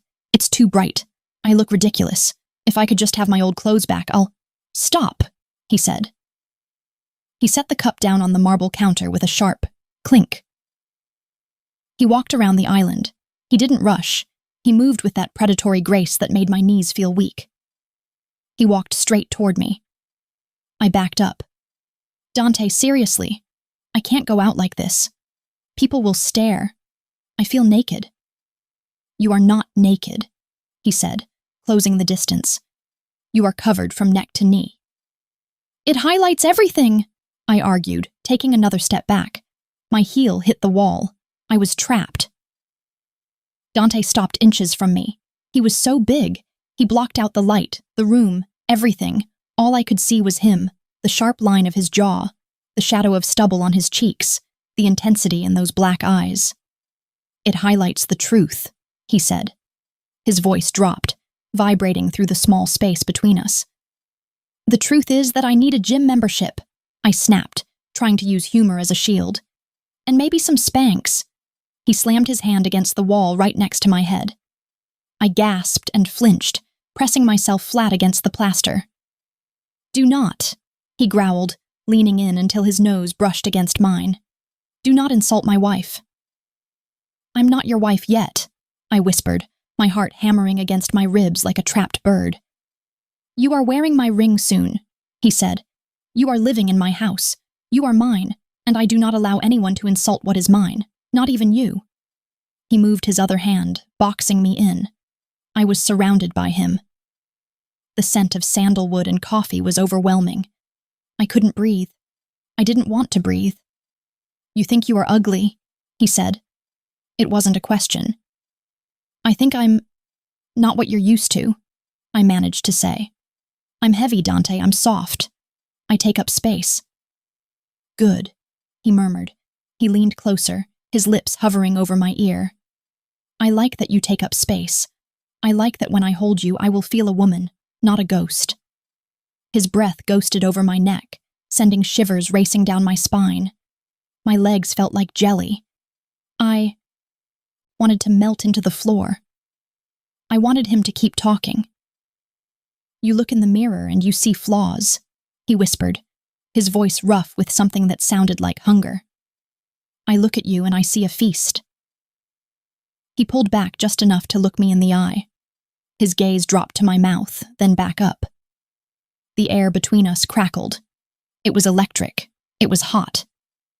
"We have a deal," I reminded him, my voice trembling. "No touching." He smirked. It was a dangerous, arrogant smile. "I am not touching you, Elena," he said. "I am touching the wall." He was right. His hands were planted on the plaster on either side of my head, but his body was millimeters from mine. I could feel the heat radiating off him. If I took a deep breath, my chest would brush against his. "You're playing with semantics," I breathed. "I am playing with fire," he corrected, "and I am enjoying the burn." He stared at my lips again. I saw his pupils dilate. He wanted to kiss me. The realization hit me with the force of a physical blow. He wasn't disgusted by the dress. He wasn't mocking me. He wanted to devour me right here in the hallway, and God help me, I wanted him to. My body betrayed me. I leaned forward just a fraction of an inch, a silent invitation. Dante saw it. His eyes flared. He leaned in. The elevator chimed. The sound shattered the moment like a rock through a window. Dante pulled back instantly. The mask slammed back into place. The hunger vanished, replaced by cold indifference, though his chest was rising and falling a little faster than before. "The car is ready," he said, stepping away and adjusting his cuffs. "We are going to the jeweler."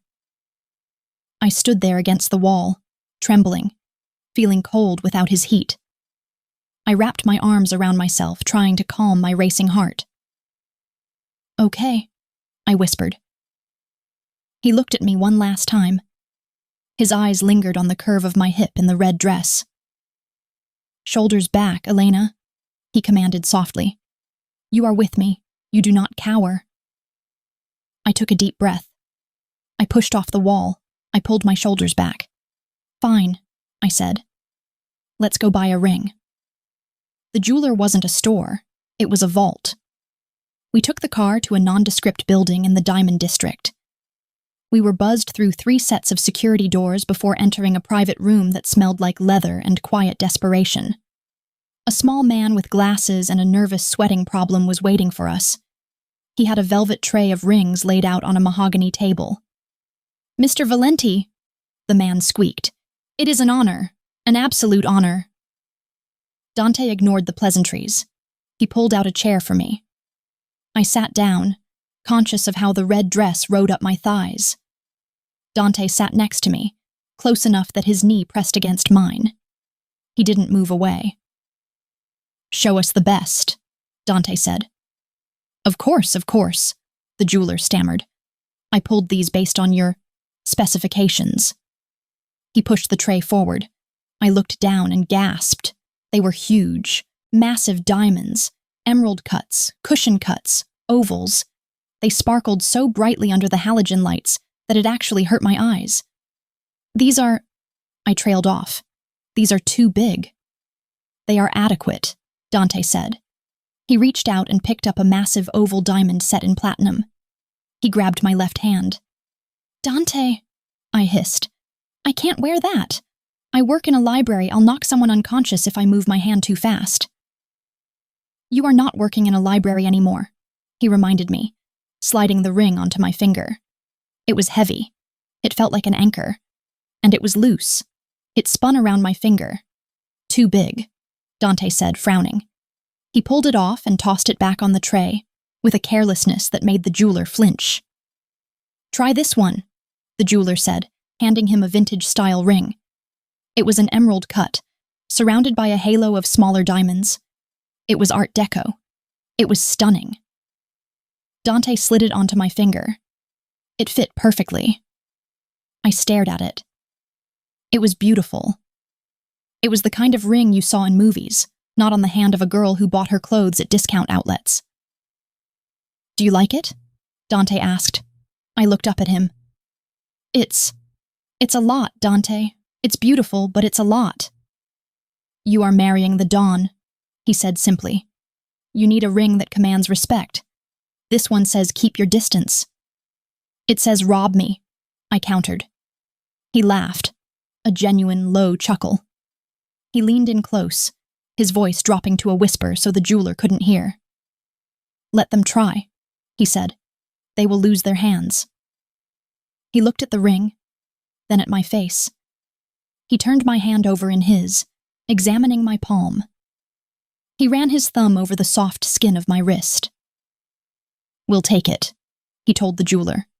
Excellent choice, sir. I'll just need to verify the insurance and put it on the account, Dante said, standing up. We are wearing it out. Of course, right away. Dante pulled me up from the chair. He kept hold of my hand. The ring felt heavy and cold, but his hand was warm. One more thing, Dante said to the jeweler. Yes, sir? We need wedding bands for the ceremony tomorrow. Tomorrow? The jeweler's eyes bulged. I can show you what we have in stock, but custom usually takes... Stock is fine, Dante said. Simple. Gold. For both of us. Both of us. I looked at Dante. He was going to wear a ring.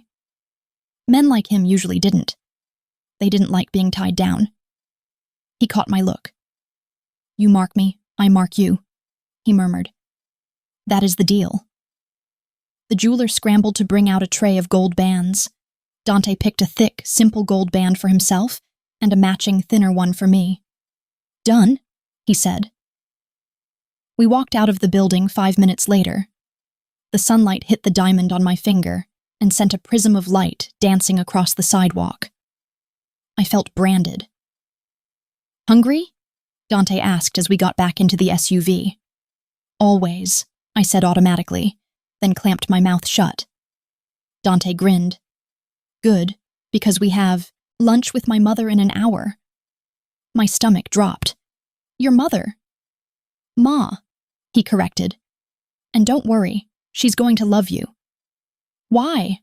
I asked, panicking. Because I'm so charming? No, Dante said, looking at my red dress with burning satisfaction. Because you are the first woman I have ever brought home who actually looks like she eats pasta. He signaled the driver. Drive. Chapter 8. Dante. The drive to Queens was quiet. It was a loud kind of quiet, though. Elena was vibrating in the seat next to me. I could actually feel the tremors traveling through the leather console. She kept twisting the massive diamond ring on her finger. She spun it round and round like a toy that cost $100,000. I reached over and covered her hand with mine. Stop. You are going to polish the skin right off your finger. She froze. Her hand was small and soft under my palm. Her knuckles were white from tension. I cannot help it. She looked out the window at the passing rows of brick houses. I am about to meet the mother of a crime boss. I feel like I am going to a job interview where the penalty for failure is a pair of concrete shoes. Ma does not own any concrete shoes, I said. She prefers a wooden spoon. Elena looked at me. Her eyes were wide behind her glasses. She had put them back on the second we got in the car. I did not mind. The glasses gave her a look that contrasted dangerously well with the red dress. A wooden spoon? She repeated. Is that a metaphor? No. It is a kitchen utensil, and she is very accurate with it. Do not make her mad, and you will not have to dodge. Elena groaned and slumped back in her seat. Great. Just great. Does she know about the arrangement? She knows I am bringing my fiancé to lunch, I said. She knows we are getting married tomorrow. That is all she needs to know. What about the debt? What about the fact that we have never been on a date that did not involve a hostage negotiation? Details. I squeezed her hand before letting go. Ma does not care about details. She cares about results. She wants grandchildren. She wants me to stop looking like a shark hunting for blood and start looking like a family man. You are the solution to her prayers. Elena looked down at her red dress. I look like a tomato in this. A very expensive tomato. You look like a woman who has blood in her veins, I said, lowering my voice. Ma hates the women I used to bring around. She called them coat hangers. She said they looked like they would break if the wind blew too hard. I looked at Elena's thighs.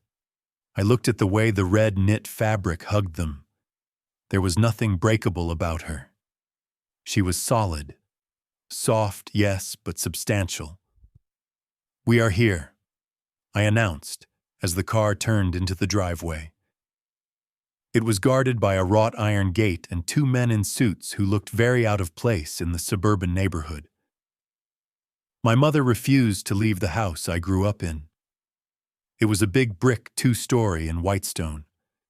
It was not a mansion, but it was a fortress. The windows were bulletproof. The perimeter was alarmed. There were always 3 armed guards rotating shifts in the backyard, disguised as gardeners. The car stopped. Breathe, I told Elena. I am trying, she wheezed. My lungs are currently on strike. I got out and walked around to her side. I opened the door and offered her my hand. She took it. Her palm was damp again. Shoulders back, I reminded her. You are with me. She straightened her spine. She lifted her chin. It was a small movement, but it shifted her entire presence. She went from terrified victim to nervous queen. I led her up the front steps. Before I could even reach for the doorknob, the door swung open. Ma was standing there. She was 5 feet nothing. She was wearing a floral apron over a black dress. Her gray hair was pulled back in a bun so tight it probably pulled her eyelids back. She held a wooden spoon in one hand, like a scepter. Dante, she barked. You are late. Traffic, Ma, I said, leaning down to kiss her cheek. She smelled like garlic basil and expensive perfume. It is the Van Wyck. It is always a parking lot. Excuses. She sniffed. She pulled back and looked past me. Her dark eyes were exactly like mine. They locked onto Elena. The silence stretched. It was agonizing. I saw Elena swallow hard. Ma took a step forward. She walked around Elena. She circled her like a general inspecting a new recruit. She looked at the shoes. She looked at the ring. She looked at the hips. She stopped in front of Elena and poked her in the stomach with the handle of the spoon. You eat? Ma asked. Elena blinked. She looked startled. Yes? I mean, I try to. 3 times a day, sometimes snacks. Ma narrowed her eyes. You like pasta? I love pasta, Elena said honestly, especially lasagna. Dante gave me some yesterday and I almost cried. My mother's stone-cold expression cracked. A small, satisfied smile broke through. He gave you the lasagna from Antonio's? Ma asked. Yes. That is my recipe, Ma said. I taught Antonio everything he knows. If you like that, you have good taste. She reached up and grabbed Elena's face with both hands. She squished her cheeks together. Beautiful, Ma declared. Finally, a woman with some meat on her bones. A woman I do not have to worry about snapping in half when I hug her. Elena looked like she had just been slapped by a rainbow. She stood there with her cheeks squished, looking at me for help. I grinned. I told you. Ma let go of Elena and slapped my arm. Do not stand there grinning like an idiot. Come inside. The gravy is on the stove. And you, she pointed at Elena. You sit next to me. I want to know everything. How did you meet? Why is he marrying you so fast? Is it a shotgun wedding? Are you pregnant? No, Elena squeaked. Her face turned the same color as her dress. Definitely not pregnant. Absolutely not. Pity, Ma said, turning around and marching back into the house. We will work on that. I placed my hand on the small of Elena's back and guided her inside. I could feel the heat radiating off her skin. Work on that, she whispered to me. Her voice was frantic. Dante, she wants us to work on that. Relax, I whispered back, leaning close to her ear. We have to get through the wedding first. The consummation comes later. She elbowed me in the ribs. It was a weak hit, but I liked it. It showed spirit. The dining room was set for 3. The table was groaning under the weight of the food. There was a platter of antipasto. There was a bowl of pasta with Sunday gravy. There was fresh bread and roasted peppers and meatballs the size of baseballs. Sit, Ma ordered. We sat. Ma wasted no time. She started piling food onto Elena's plate. So, Ma said, spooning 3 meatballs onto Elena's pasta. Dante tells me you are a librarian. Yes, Elena said, picking up her fork. I work at the public library in the city. Smart. Ma nodded. I like smart. Dante needs smart. He thinks with his fists too much. He needs someone who thinks with her head. I think with my head plenty. I argued, taking a piece of bread. You spent 5 years in a cell because you were loyal to a rat. Ma shot back. That is not thinking. That is stubbornness. The room went quiet. The mention of prison was still a sore spot. Ma hated that I had gone in. She hated that I had taken the fall for the family mistakes. Elena looked between us, sensing the tension. She took a bite of a meatball. Oh my God, she moaned. Ma stopped glaring at me and looked at Elena. Elena closed her eyes, chewing slowly. This is incredible. I mean, Antonio's was good, but this is illegal. This should be a controlled substance. Ma preened. She actually preened. You like the fennel?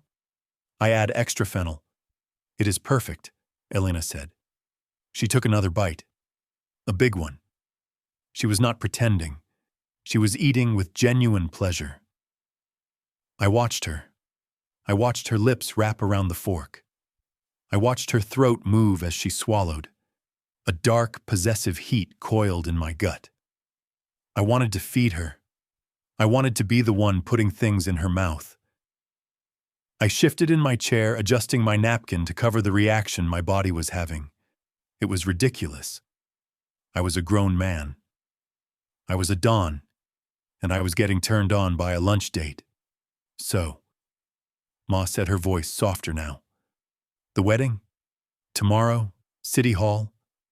Yes, I said. It is a disgrace, Ma said, shaking her head. A Valenti wedding should be an event.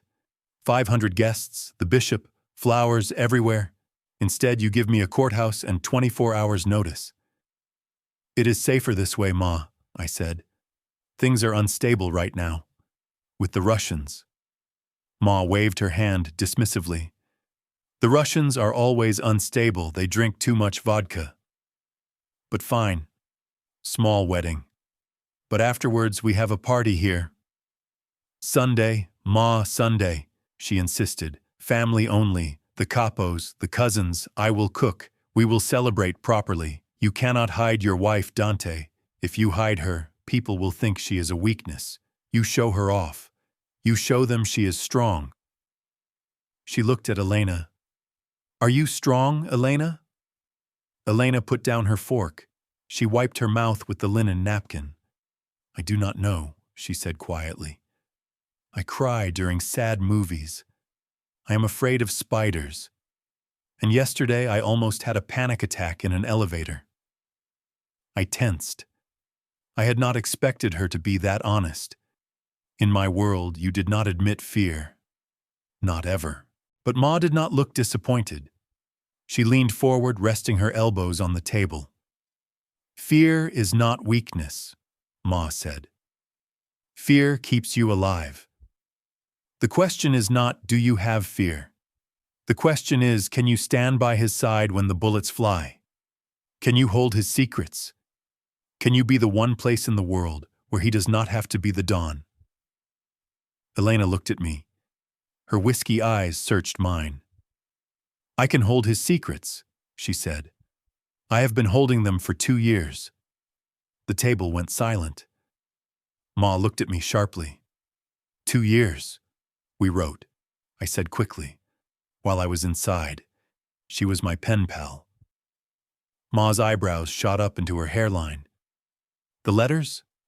The ones you kept in the shoebox under your bunk? The ones you threatened to kill a guard for touching? I felt my neck heat up. Ma. I heard stories, Ma said. A grin spread across her face. Matteo told me. He said Dante has gone soft. He is writing poetry to a ghost. She looked back at Elena with new respect. So you are the ghost, Ma said. You are the one who kept him sane. I think we kept each other sane, Elena said. Ma nodded slowly. She reached out and patted Elena's hand. Good, she said. Then you are family. Eat your bread. The rest of the lunch was a blur of food and interrogation. Ma asked about Elena's family. Elena handled it gracefully, mentioning her father's health issues without mentioning his gambling addiction or the massive debt he owed us. She was protective of him. I liked that loyalty. By the time the espresso was served, Elena looked like she was about to fall into a food coma. She was relaxed, leaning back in her chair, laughing at a story Ma was telling about my childhood. Specifically, the time I tried to run away to join the circus because I wanted to tame lions. I still tame lions, I said dryly. They just wear suits now. My phone buzzed in my pocket. A distinct pattern. 3 short vibrations. Trouble. I pulled it out. A text from Matteo. Russians hit one of the trucks in Jersey. Driver is in the hospital. Cargo is gone. We need you at the warehouse. Now. The atmosphere in the room shifted instantly. The warmth evaporated. I stood up. We have to go, I said. Elena looked up, sensing the change immediately. Her smile vanished. What happened? Business, I said, my voice clipping into its professional tone. Ma, thank you for lunch. Ma stood up too. She did not ask questions. She knew the life. She knew that when the phone buzzed, the sun disappeared, and the soldier took his place. Go, she said. She kissed my cheek, then turned to Elena. She hugged her. A real hug. Welcome to the family, Ma whispered. Be strong, Bella. You are going to need it. I grabbed Elena's hand and led her out of the house. We moved faster this time. The relaxed banter was gone. Once we were back in the safety of the SUV, I signaled the driver. Drop her at the penthouse, I ordered. Then take me to the warehouse in Newark. Is everything okay? Elena asked. She was twisting the ring again, looked at her. She looked soft and beautiful in her red dress. She was full of my mother's food and flushed with the warmth of the afternoon. She did not belong in a warehouse covered in blood and gasoline. It is fine, I lied. Just a shipping error. I reached over and pulled her toward me. I needed to touch her. I needed to ground myself before I went to deal with the violence. I wrapped my hand around the back of her neck and pulled her face to mine. Go home, I said, my thumb stroking her cheekbone. Lock the door. Do not open it for anyone but me. Understand? I understand, she whispered. Her breath hitched, her eyes dropped to my lips. I wanted to kiss her. I wanted to taste the espresso and the fear on her tongue. I wanted to mark her so thoroughly that the Russians would feel it from across the river. But not yet. "I will be late," I said. "Do not wait up." I kissed her forehead. It was a chaste kiss, a promise. I pulled back and let her go. She sat back in her corner watching me with wide, worried eyes. I turned away and looked out the window as the city skyline rose up to meet us. The lion tamer was going back to work. But for the first time in my life, I was not fighting for territory or pride. I was fighting to make sure the world was safe enough for the woman in the red dress to sleep soundly. Chapter 9. Elena. The penthouse was quiet.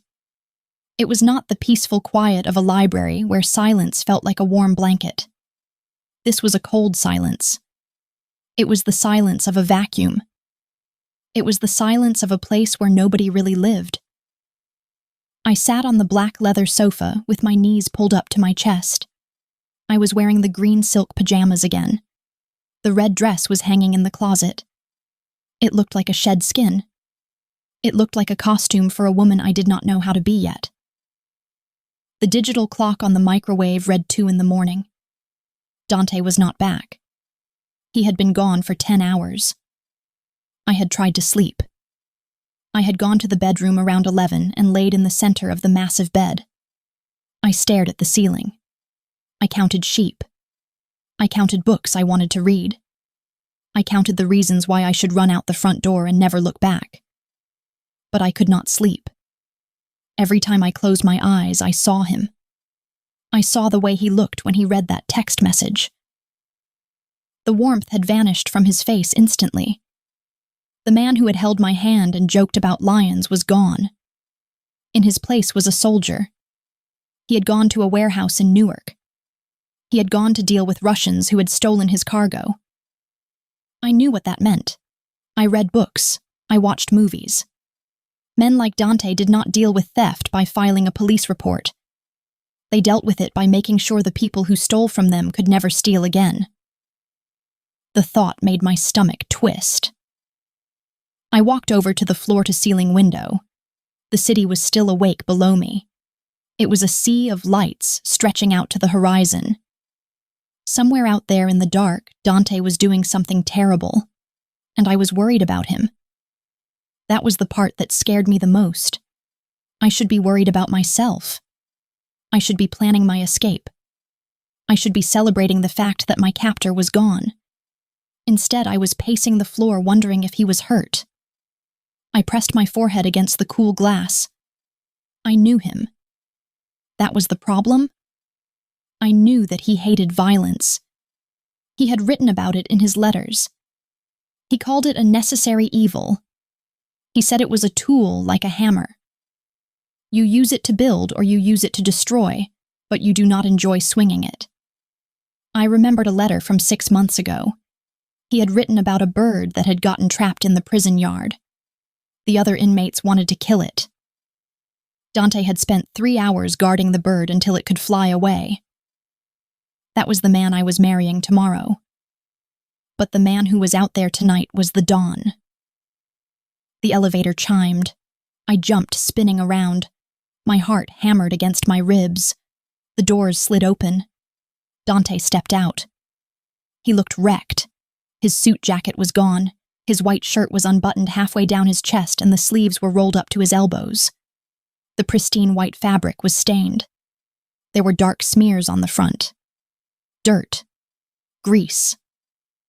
And something that looked terrifyingly like dried blood. His hair was messy like he had been running his hands through it. His face was gray with exhaustion. There was a bruise forming on his jaw, dark and angry. He did not see me at first. He walked straight to the bar, his movements heavy. He poured a drink. He did not use a glass. He just tipped the bottle of whiskey back and took a long pull. He lowered the bottle and hissed a breath through his teeth. Then he turned and saw me. He froze. "Why are you awake?" His voice was a rasp. It sounded like he had been screaming. "I could not sleep," I said. He looked at me. His eyes were bloodshot. They were cold. The warmth from lunch was gone completely. He looked at me like I was a stranger. Like I was a piece of furniture he did not remember buying. "Go to bed, Elena," he said.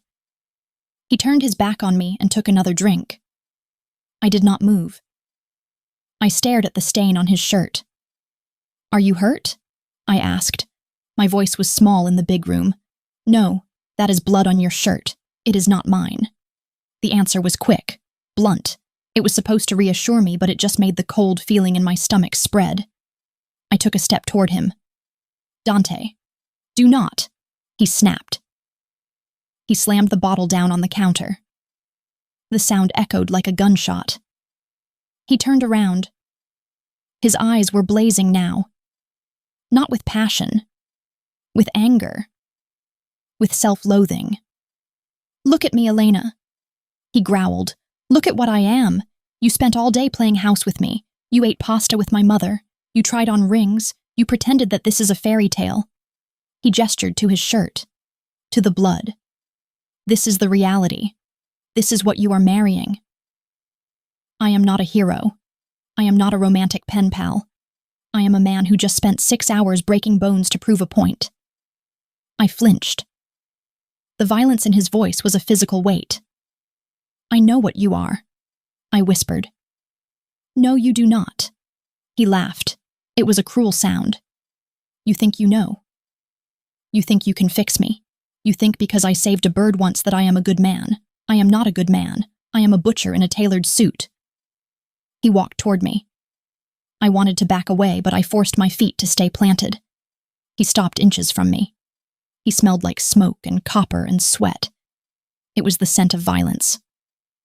"Go to bed," he said again. His voice was lower now. "Dangerous. Before I make you regret staying up." I looked up at him. I looked past the bruise and the bloodshot eyes. I saw the tremor in his hand. "You are shaking," I said. He stiffened. He clenched his hands into fists at his sides to stop them. "Adrenaline," he muttered. "No," I said. "It is not adrenaline. You hate this. You hate what you had to do tonight." He stared at me. His jaw worked tight. "You do not know what I hate. I know you," I insisted. I stepped closer. I reached out and touched his arm. His skin was burning hot. He flinched like I had burned him. He grabbed my wrist. His grip was hard. "Too hard. Do not touch me," he hissed. "Not tonight." "I am not clean tonight, Elena. I do not care. You should care." He roared. He let go of my wrist and shoved past me.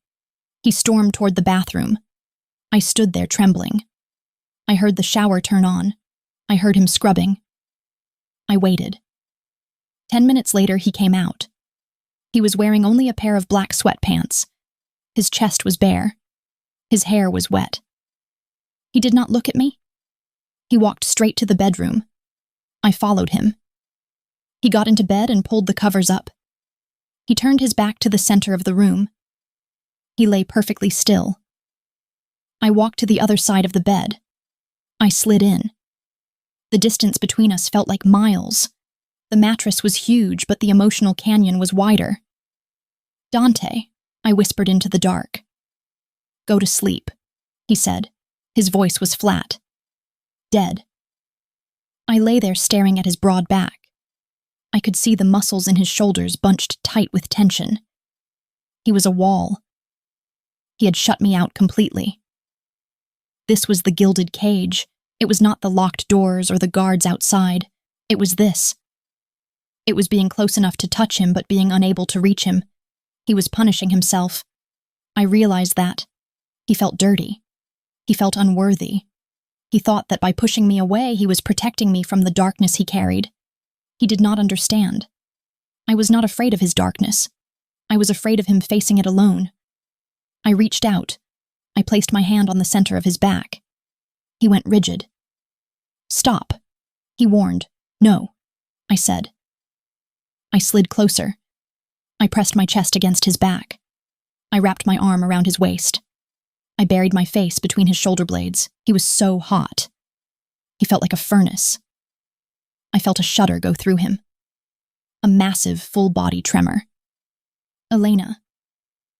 He groaned. It sounded like a plea.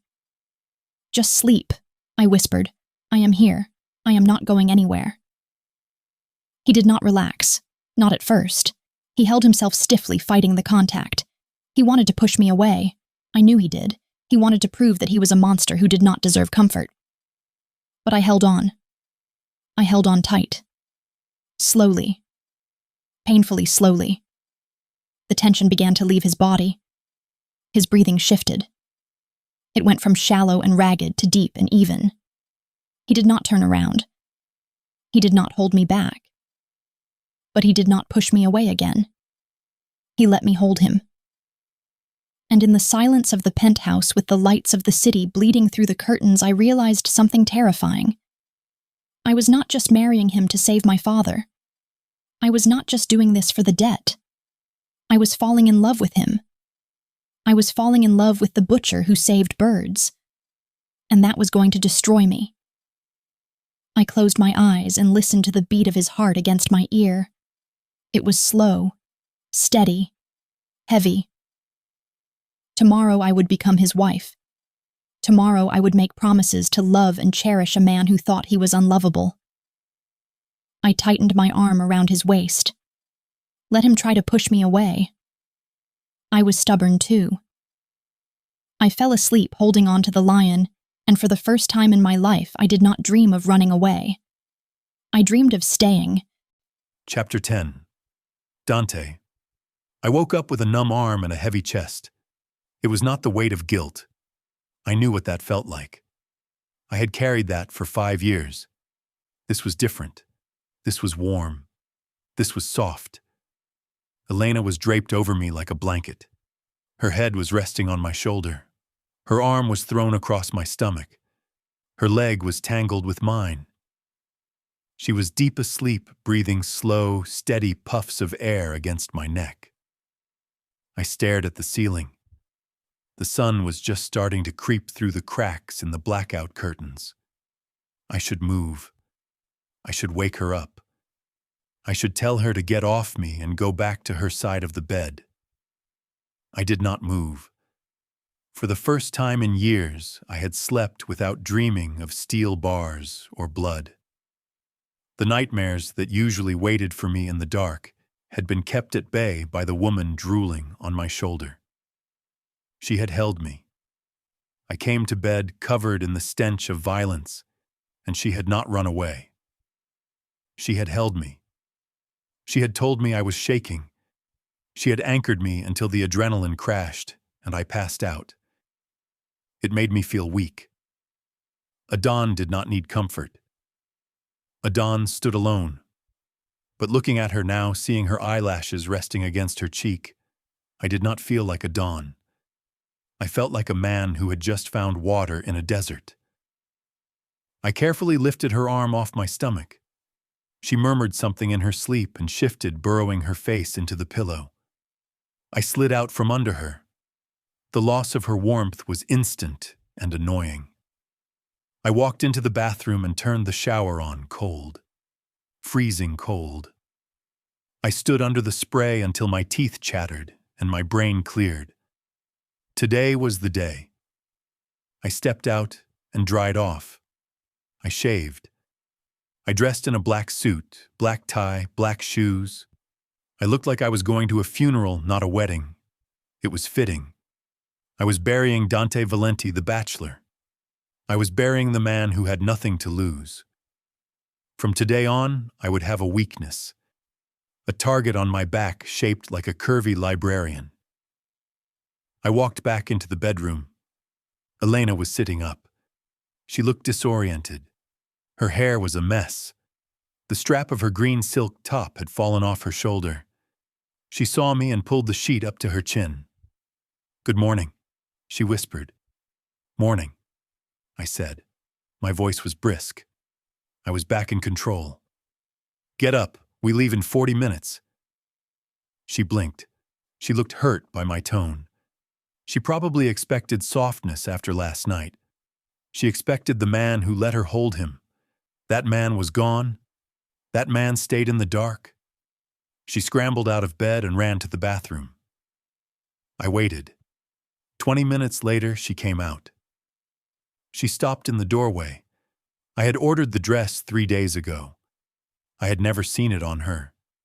I had only imagined it. My imagination had not done it justice. It was white. Not a stark, bright white, but a soft ivory. It was simple. Long sleeves, a modest neckline. It fitted close to her body, flaring out slightly at the knees. It was elegant. It was classy. And it made my mouth go dry. She was fidgeting with the skirt. "Is it okay?" she asked nervously. "It feels a little bridal."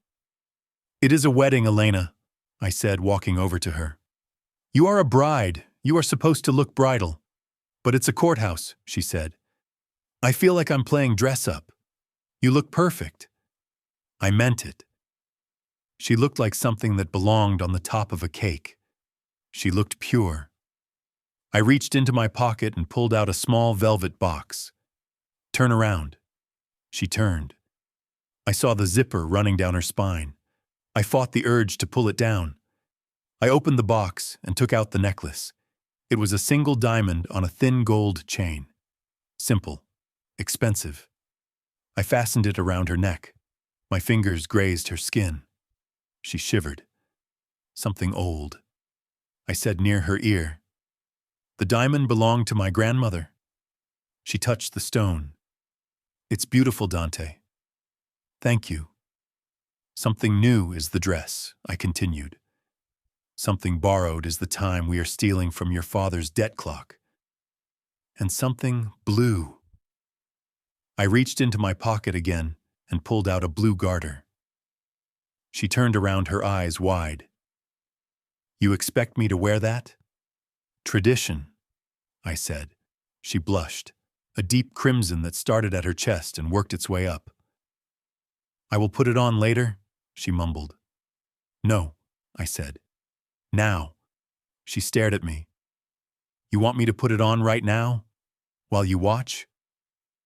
I crossed my arms. "Unless you want me to put it on for you." She snatched the garter from my hand. "Turn around." I turned around. I stared at the wall, but my ears were straining. I heard the rustle of fabric. I heard the snap of elastic. I imagined her lifting her skirt. I imagined her sliding the blue lace up her thigh. My pants felt suddenly tight. "Done," she said. I turned back. She looked flustered. "Let's go," I said before I did something stupid like throw her back onto the bed and ruin the dress. The ride to City Hall was tense. Matteo was driving. 2 other cars of security were flanking us. We were a motorcade of impending doom. Elena held her hands in her lap, twisting the engagement ring. "You are doing it again," I said. "Sorry." She stopped. "Are there going to be a lot of people?" "Just us, Matteo, the judge, and a few witnesses I paid to be there." She nodded. She looked out the window. "Dante." "What? Are we really doing this?" I looked at her profile. She looked scared. Not of me, of the magnitude of it. "We are really doing this," I said. "Why?" she asked quietly. "I know what you told me, stability, the commission, but you don't care about them. You are the Don, you do what you want. So why?" I looked at the partition between us and the driver. It was up. Matteo couldn't hear us. "Because I am selfish," I said. She turned to look at me. "What?" "I am selfish, Elena. I saw something I wanted, and I am taking it. That is what I do." She stared at me, searching for the lie. She didn't find one. The car stopped. "We are here," Matteo announced over the intercom. City Hall was gray and busy. People were rushing everywhere, paying fines, getting permits. Nobody looked at us. We were just another couple in formal wear. We took the elevator to the 3rd floor. The judge was waiting in his chambers. He was a short man with a comb-over who owed me a favor from 10 years ago. "Ah, Mr. Valenti," he said, sweating slightly. "And the lovely bride. Come in. Come in." The room smelled like old coffee and legal paper. It was not romantic. It was transactional. We stood in front of the desk. Matteo stood behind us as the witness. The judge opened a book. "We are gathered here today." I tuned him out. I didn't care about the words. I cared about the woman standing next to me. I watched her. Her hands were shaking. She was breathing shallowly. I reached out and took her hand. Her head snapped up. She looked at me. I squeezed her fingers. "I've got you." She squeezed back. "Do you, Dante Valenti, take this woman?" "I do," I said. My voice was loud. It filled the small room. It wasn't a question. It was a command. "And do you, Elena Rossi?" She hesitated. Just for a split second. "I do," she whispered. "The rings," the judge said. Matteo handed me the gold band. I took Elena's left hand. I slid the ring onto her finger. It sat next to the diamond, heavy and gold. It looked like a shackle. It looked like a promise. She took my ring. Her fingers trembled as she pushed it over my knuckle. It felt strange. I had never worn jewelry. The gold felt hot against my skin. By the power vested in me, "I now pronounce you husband and wife," the judge smiled nervously. "You may kiss the bride." The room went silent. Elena looked up at me. Her eyes were wide. Panic flickered there. We had a rule. No touching unless she asked. But this was the show. This was the seal. I stepped closer. I saw her breath hitch. "Forgive me," I murmured. I cupped her face with both hands. Her skin was soft. Her lips parted slightly in surprise. I lowered my head. I didn't kiss her gently. I didn't give her a peck on the cheek for the audience. I claimed her. I pressed my mouth to hers. She tasted like mint and nerves. I felt her stiffen for a second, and then she melted. Her hands came up to clutch the lapels of my jacket. I groaned low in my throat. The sound vibrated against her lips. I deepened the kiss. I swept my tongue into her mouth, tasting her, owning her. It was electric. It was better than the lasagna. It was better than the whiskey. It was the best thing I had ever tasted. I forgot the judge. I forgot Matteo. I forgot that this was supposed to be a fake marriage. I pulled her body flush against mine. I felt her soft curves pressing into my hardness. Someone cleared their throat. Loudly, I pulled back. Elena was flushed. Her lips were swollen and red. Her eyes were glazed. She looked thoroughly kissed. Good. The judge was looking at his shoes. Matteo was smirking. "Congratulations," the judge squeaked. I grabbed Elena's hand. "We are leaving," I said. I signed the paper without looking at it. Elena signed hers. We walked out of the office. We walked down the hall to the elevator. The doors closed. We were alone. Elena touched her lips. She looked at me. "You broke the rule," she whispered. I looked at the ring on my finger. Then I looked at her. "I am the Don," I said, pressing the button for the lobby. "I make the rules." But my heart was hammering in my chest. I had kissed her. And the terrifying part was that I wanted to do it again. We walked out to the car. The air felt different. The city felt different. I was a married man, and the woman sitting next to me, looking at her wedding ring like it was an alien artifact, was my wife. My wife. The words tasted dangerous. I signaled the driver. Home. We had a party to get ready for tomorrow. But for today we had the penthouse. And the silence. And I had a feeling the silence was about to get a lot louder. Chapter 11. Elena. The ring on my finger felt heavier than a shackle. It was gold, it was thick, and it was warm because it had been sitting against Dante's skin before he slid it onto mine. I kept touching it with my thumb. I spun it around. I pressed the metal into my flesh until it left a mark. Mrs. Valenti. The name sounded like a lie. It sounded like a costume I had put on for Halloween that I could not take off. We were back in the penthouse. The sun had set hours ago. The city was a grid of electric light outside the massive windows, but inside it was dark. Dante had not turned on the overhead lights. He preferred the shadows. He moved through them like he was made of them. I stood in the middle of the living room still wearing the white dress. My feet hurt. My head hurt. My lips still tingled from the kiss he had seared onto them at the courthouse. That kiss. It had not been a performance. I knew what acting felt like. I had watched enough bad movies to know when two people were faking chemistry.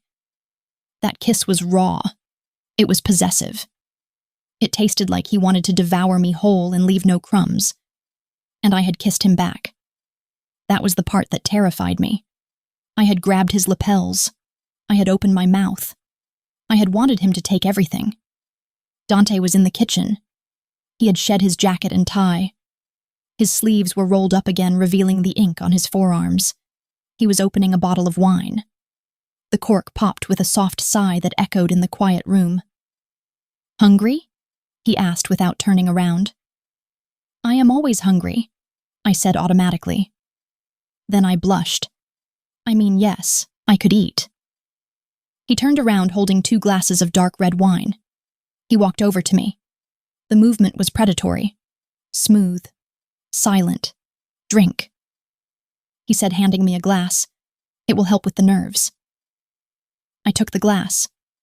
My hand shook slightly and the wine sloshed against the side. "I am not nervous." I lied. He looked at me over the rim of his glass. His eyes were black pools. "You are vibrating, Elena. If you shook any harder, you would shatter that glass." I took a large gulp of wine. It was rich and dry. It warmed my chest instantly. "It has been a long day," I said. "It is not over yet," he murmured. My stomach dropped. Right. The wedding night. The phrase hung in the air between us, unsaid but screaming. We were married. We were alone. There was a massive bed down the hall. I looked at him. He was watching me closely. He was reading the panic in my eyes.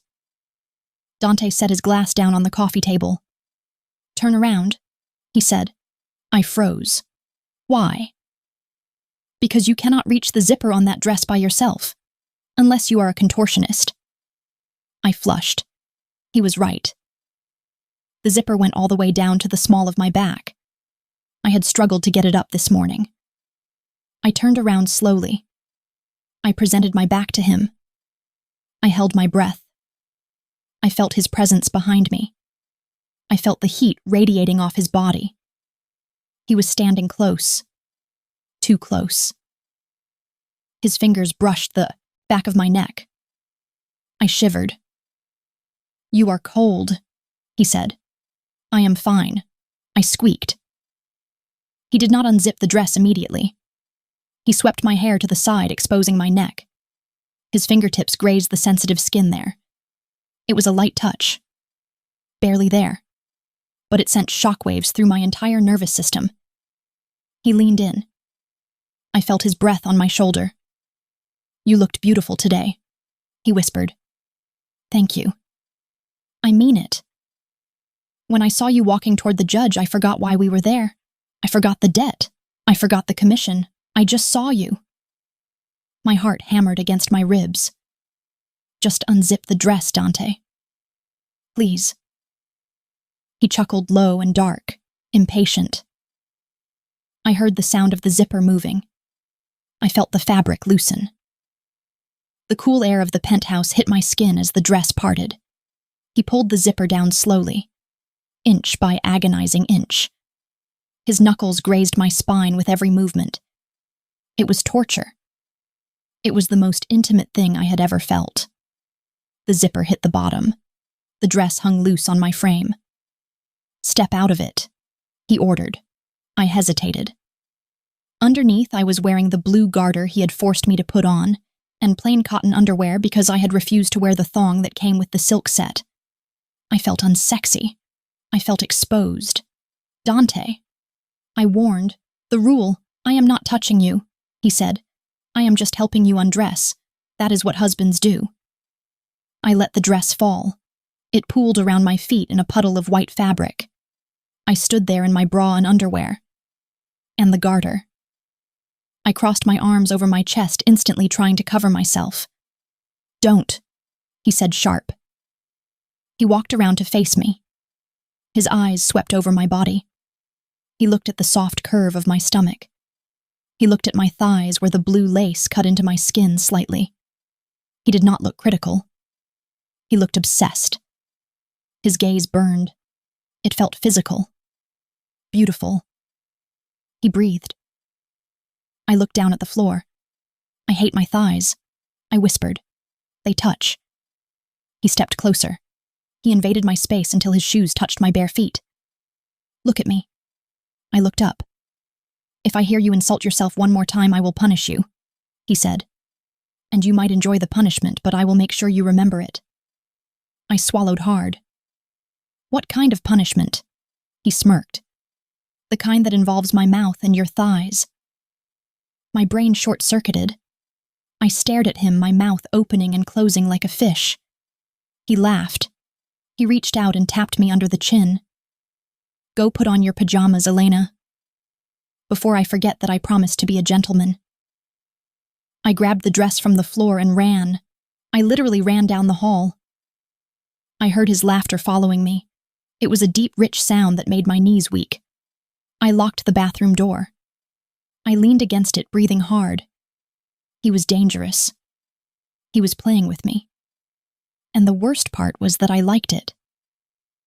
I changed into the green silk pajamas. They felt like armor now. I brushed my teeth aggressively, trying to scrub the taste of his kiss and the wine out of my mouth.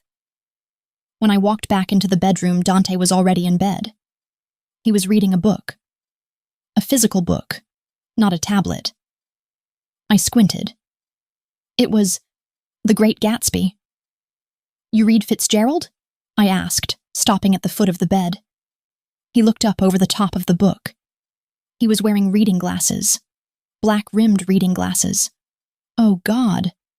That was unfair. That was a targeted attack on my libido, the tattoos, the muscles, and now reading glasses. He looked like a sexy professor who also killed people for a living.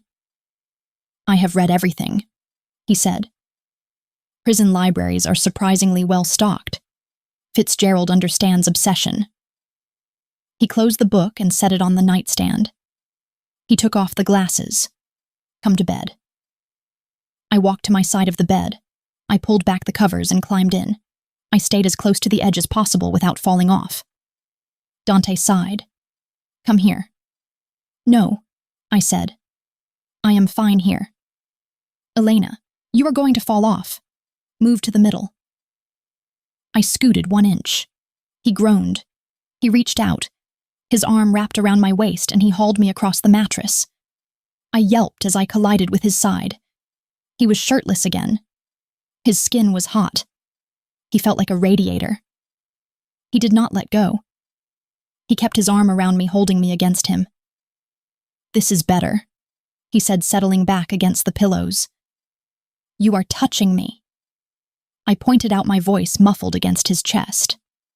"You are my wife," he said simply. "And it is cold.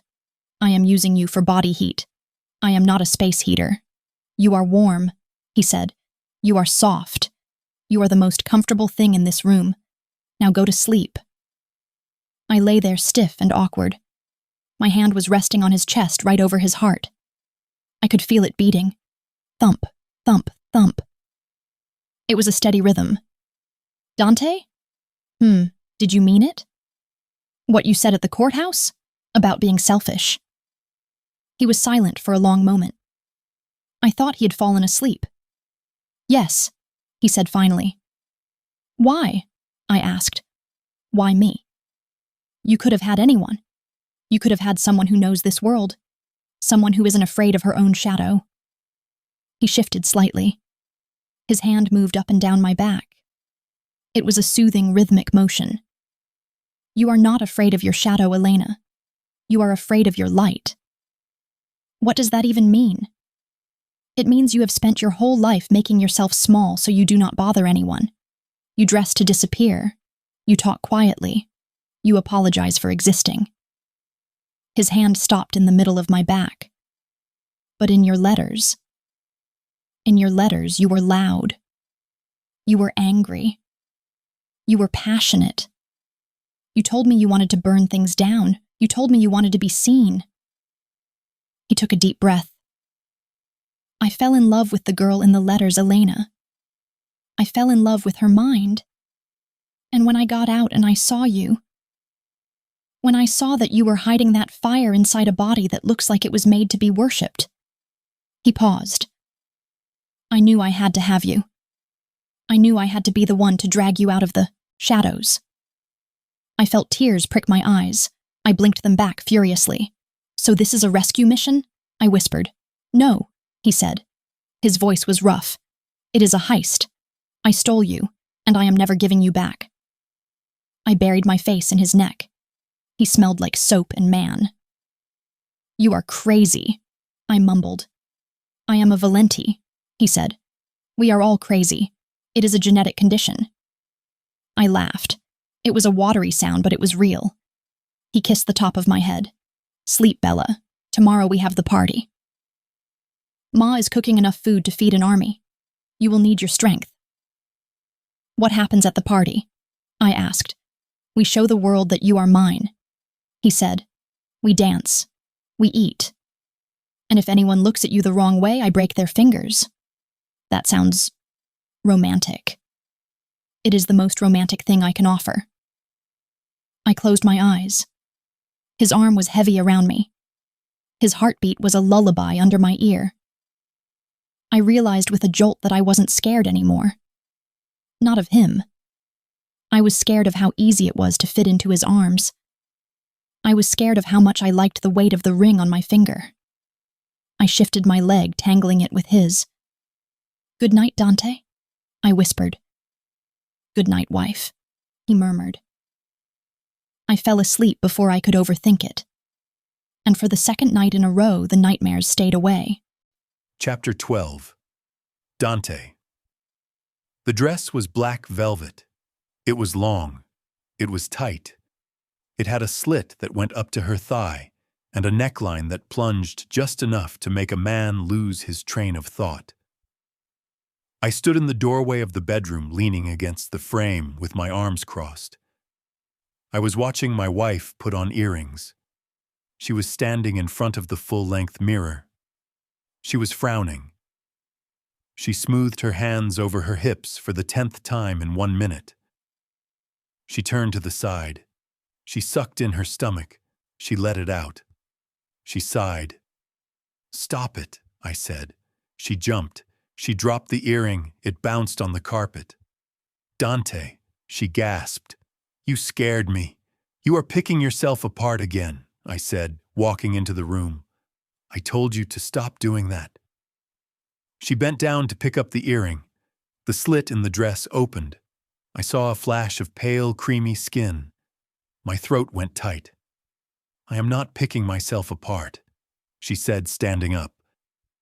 I am just adjusting. This dress is very aggressive. It is perfect, I said. I walked up behind her. I looked at our reflection in the mirror. We looked like a power couple. I was in a tuxedo because Ma had insisted on black tie for this party. Elena was in velvet. The contrast was striking. I was hard lines and sharp edges. She was soft curves and deep shadows. I placed my hands on her shoulders. I felt the tension there. Shoulders back, I murmured. She straightened her spine. Her eyes met mine in the glass. They were dark with nerves. Who is going to be there tonight? She asked. Everyone, I said. My cousins, the capos, the wives, the people who think I made a mistake by marrying a librarian instead of a mob princess. She swallowed hard. Great. So it is a roast. And I am the main course. No, I said, sliding my hands down her arms. You are the queen, and anyone who disrespects the queen answers to the king. I felt a shiver run through her. You are really enjoying this whole king and queen metaphor, aren't you? She asked, a small smile tugging at her lips. I am enjoying the fact that you are wearing my ring, I said, lifting her left hand. I am enjoying the fact that everyone in that room is going to know you belong to me. I kissed the side of her neck. Just a graze. A promise. She leaned back against me. Just for a second. Then she pulled away. The lipstick, she said nervously. I have to do my lipstick, and we are going to be late. I let her go. I watched her apply the red paint to her mouth. It was a bright, bold color. War paint. Good. She needed to be ready for war. My family was not easy. Ma loved her, but the rest of them, they were sharks. They would circle. They would test for blood. We took the elevator down to the garage. Matteo was waiting with the car. He looked at Elena and raised an eyebrow. Nice dress, Mrs. Valenti, he said. Thank you, Matteo, she said, climbing into the back seat. At least someone thinks I can pull it off. I got in beside her. I leaned close. Matteo is a paid employee, I said. His opinion does not count. Mine does. And I think you look like sin. She blushed, turning that lovely shade of pink that clashed perfectly with the lipstick. The drive to Ma's house was short. The street was lined with luxury cars. There were security guards at the gate checking names. When we walked in, the noise hit us first. Italian music, laughter, the clinking of glasses, the smell of roasted meat and heavy perfume. The room went silent when we entered.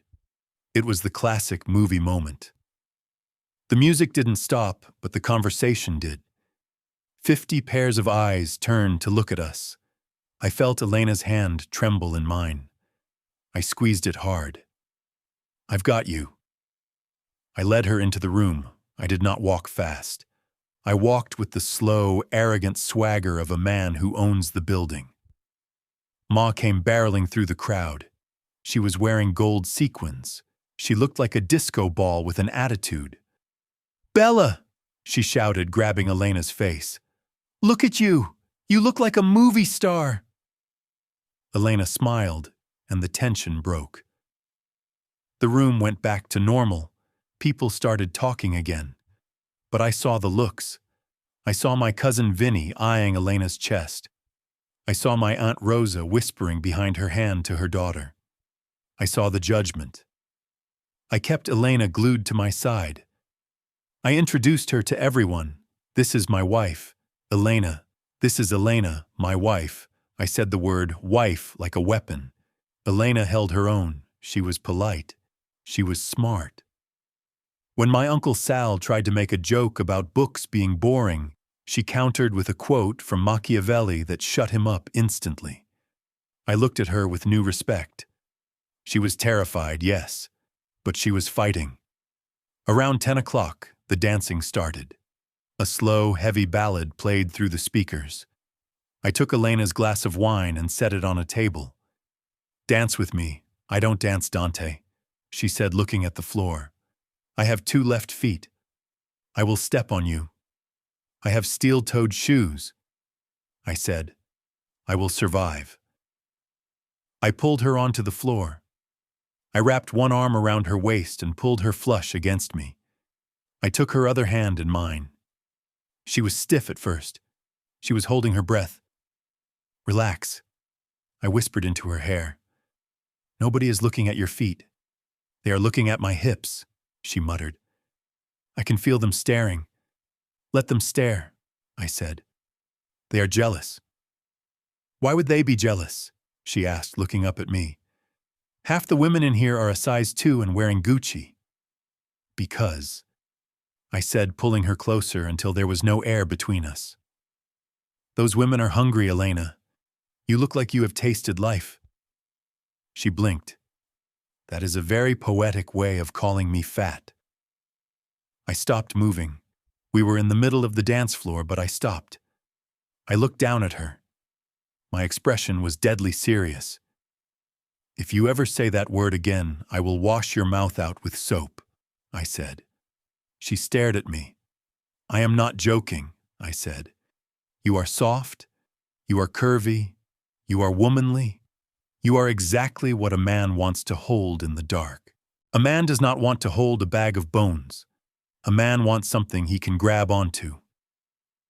I moved my hand down her back. I rested it on the swell of her hip.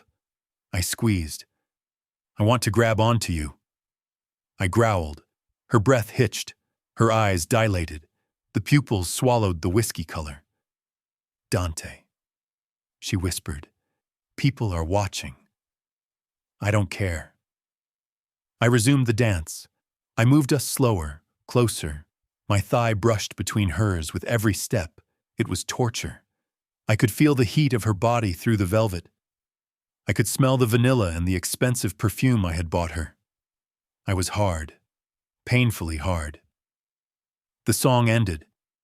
I did not let go. We are leaving? I said. But the cake. She started. Forget the cake, I said. I want something sweeter. I grabbed her hand and dragged her off the dance floor. We said a quick goodbye to Ma, who winked at me knowingly, which was horrifying, but I ignored it. We got into the car. Home. I barked at the driver. The partition went up. I turned to Elena. She was sitting in the corner breathing fast. She knew. She knew the energy had shifted. The protective husband was gone. The hungry wolf was back. I reached out and pulled her across the seat. She gasped as she landed in my lap. Dante. Shh. I buried my face in her neck. I inhaled her scent. I kissed the sensitive spot right below her ear. You drove me crazy in there. I muttered against her skin. I didn't do anything, she argued. I just stood there and drank wine. You existed, I said. You wore that dress. You let me touch you on the dance floor. I ran my hand up her thigh. The velvet was soft, but her skin was softer. I found the slit. My fingers brushed bare flesh. She shuddered. Her hands gripped my shoulders. The rule, she whispered. Her voice was shaky. You said, no touching unless I asked. I bit her neck, gently, just enough to make her gasp. I am breaking the rule, I said, unless you tell me to stop. I pulled back. I looked her in the eye. Tell me to stop, Elena. Tell me you don't want this. Tell me to put you back on your side of the seat and drive home in silence. She stared at me. Her chest was heaving. Her lips were parted. I waited. If she said stop, I would stop. It would kill me. I would probably have to jump out of the moving car to cool off. But I would stop. She didn't say stop. She reached up, her fingers tangled in my hair. Don't stop, she whispered. The dam broke. I kissed her. I devoured her. I kissed her like I had been starving for 5 years, and she was the only meal left on earth. She kissed me back with equal desperation. She made a small whimper in her throat that drove me insane.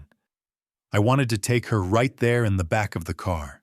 I wanted to rip that expensive dress in half, but I forced myself to stop. Not here. I panted, pulling away. Not with an audience. I adjusted her dress, covering her leg.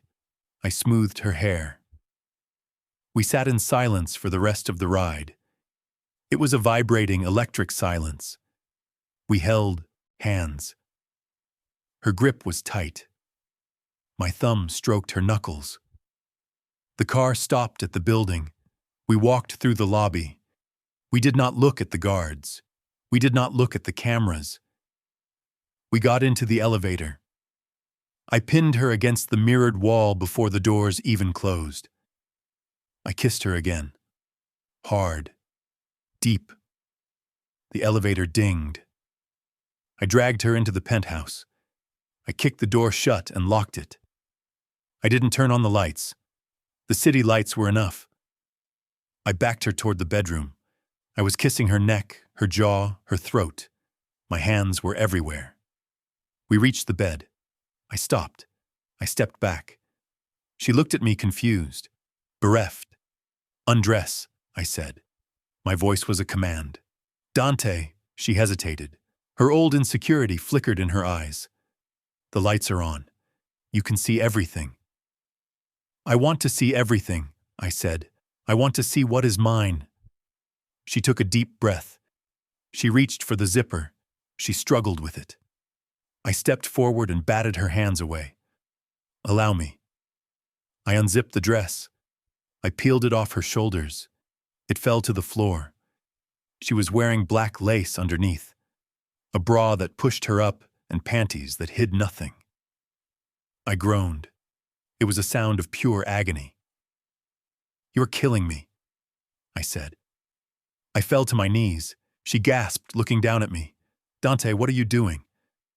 "Worshipping," I said. I pressed a kiss to her stomach, right over the soft curve she hated so much.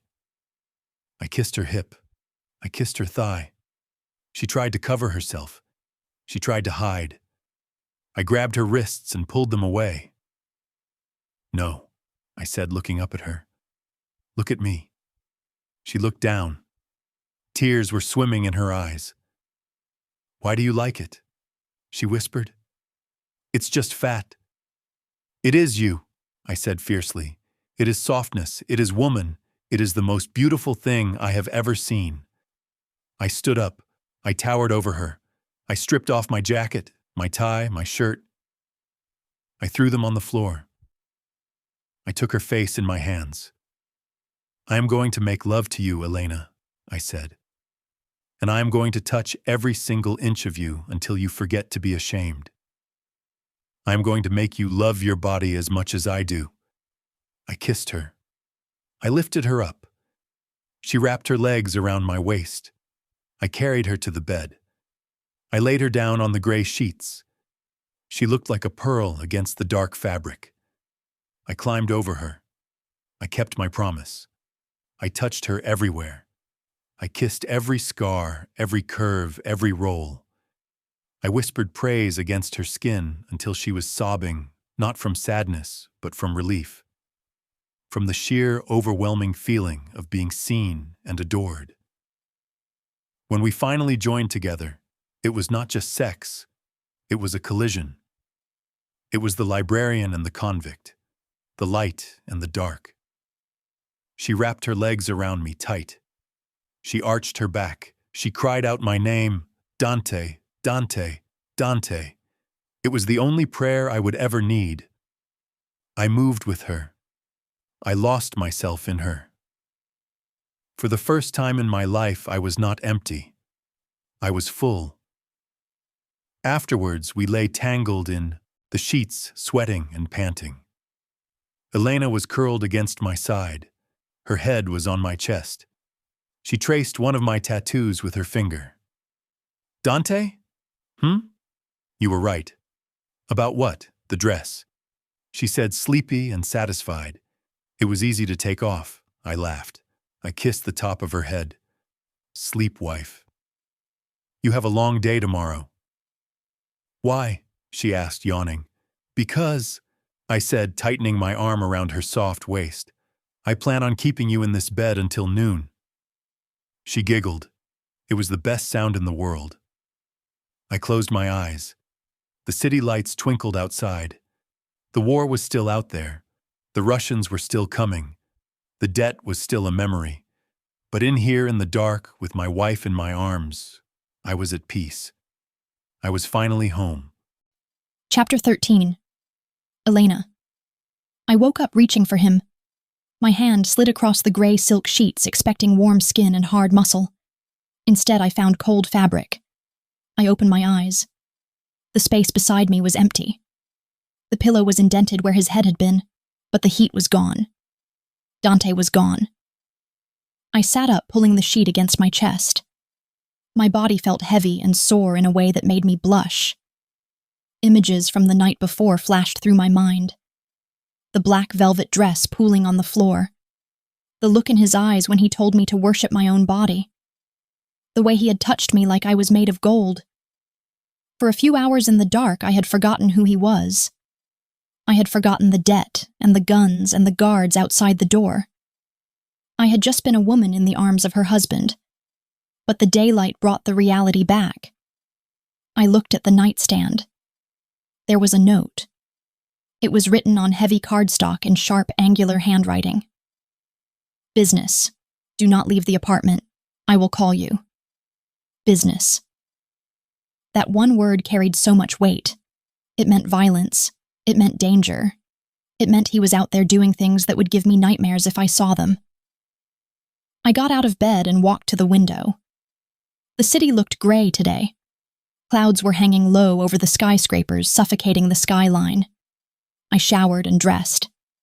I didn't put on the silk pajamas. I put on a pair of jeans and a sweater that Dante had bought for me. It was cashmere, soft and warm, but it felt like a costume. I missed my old oversized cardigan. I missed my armor. The day passed in a blur of anxiety. I tried to read. I picked up The Great Gatsby from the nightstand where Dante had left it, but I couldn't focus on the words. I kept staring at the phone sitting on the coffee table. It didn't ring. I paced the living room. I cleaned the kitchen even though it was already spotless. I reorganized the bookshelf by color, then by author, then by genre. By 6 o'clock, the silence in the penthouse was deafening. I called Matteo. It went straight to voicemail. I called Dante. It rang and rang and rang until the automated operator told me the subscriber was unavailable. My stomach twisted into a knot. Something was wrong. I knew it in my bones. I felt it the way you feel a storm coming before the first drop of rain falls. The air pressure in the apartment felt heavy. At 8 o'clock, the elevator chimed. I jumped off the couch and ran to the hallway. The doors slid open. Dante didn't walk out. He stumbled out. He was leaning heavily against Matteo. His left arm was draped over Matteo's shoulders. His suit jacket was gone. His white shirt was soaked in red. My hands flew to my mouth to stifle a scream. Get him to the couch. Matteo grunted. He was straining under Dante's weight. I snapped out of my paralysis. I ran forward. What happened? I demanded, grabbing Dante's other arm to help support him. Ambush, Matteo said grimly. Jersey. We dragged him to the living room. We lowered him onto the white leather sofa. He landed with a groan that sounded wet and painful. Blood smeared instantly onto the pristine white leather. It was a shocking contrast. I need the first aid kit, Matteo barked. Master bathroom, under the sink. I ran. I didn't think. I just moved. I sprinted to the bathroom, tore open the cabinet, and grabbed the red metal box. I ran back.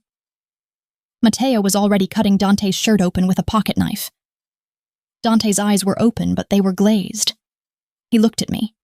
He tried to smile. It was a terrifying grimace. Hey, wife, he rasped. You are still dressed. Shut up, I said, dropping to my knees beside him. Just shut up, Dante. Matteo peeled the fabric away. I gasped. There was a gash on his side just above his hip. It was deep. It was ugly. The skin was torn and raw. It wasn't a bullet hole. It looked like he had been sliced with something sharp. Knife? I asked, my voice shaking. Glass, Matteo said. A window blew out. A shard caught him.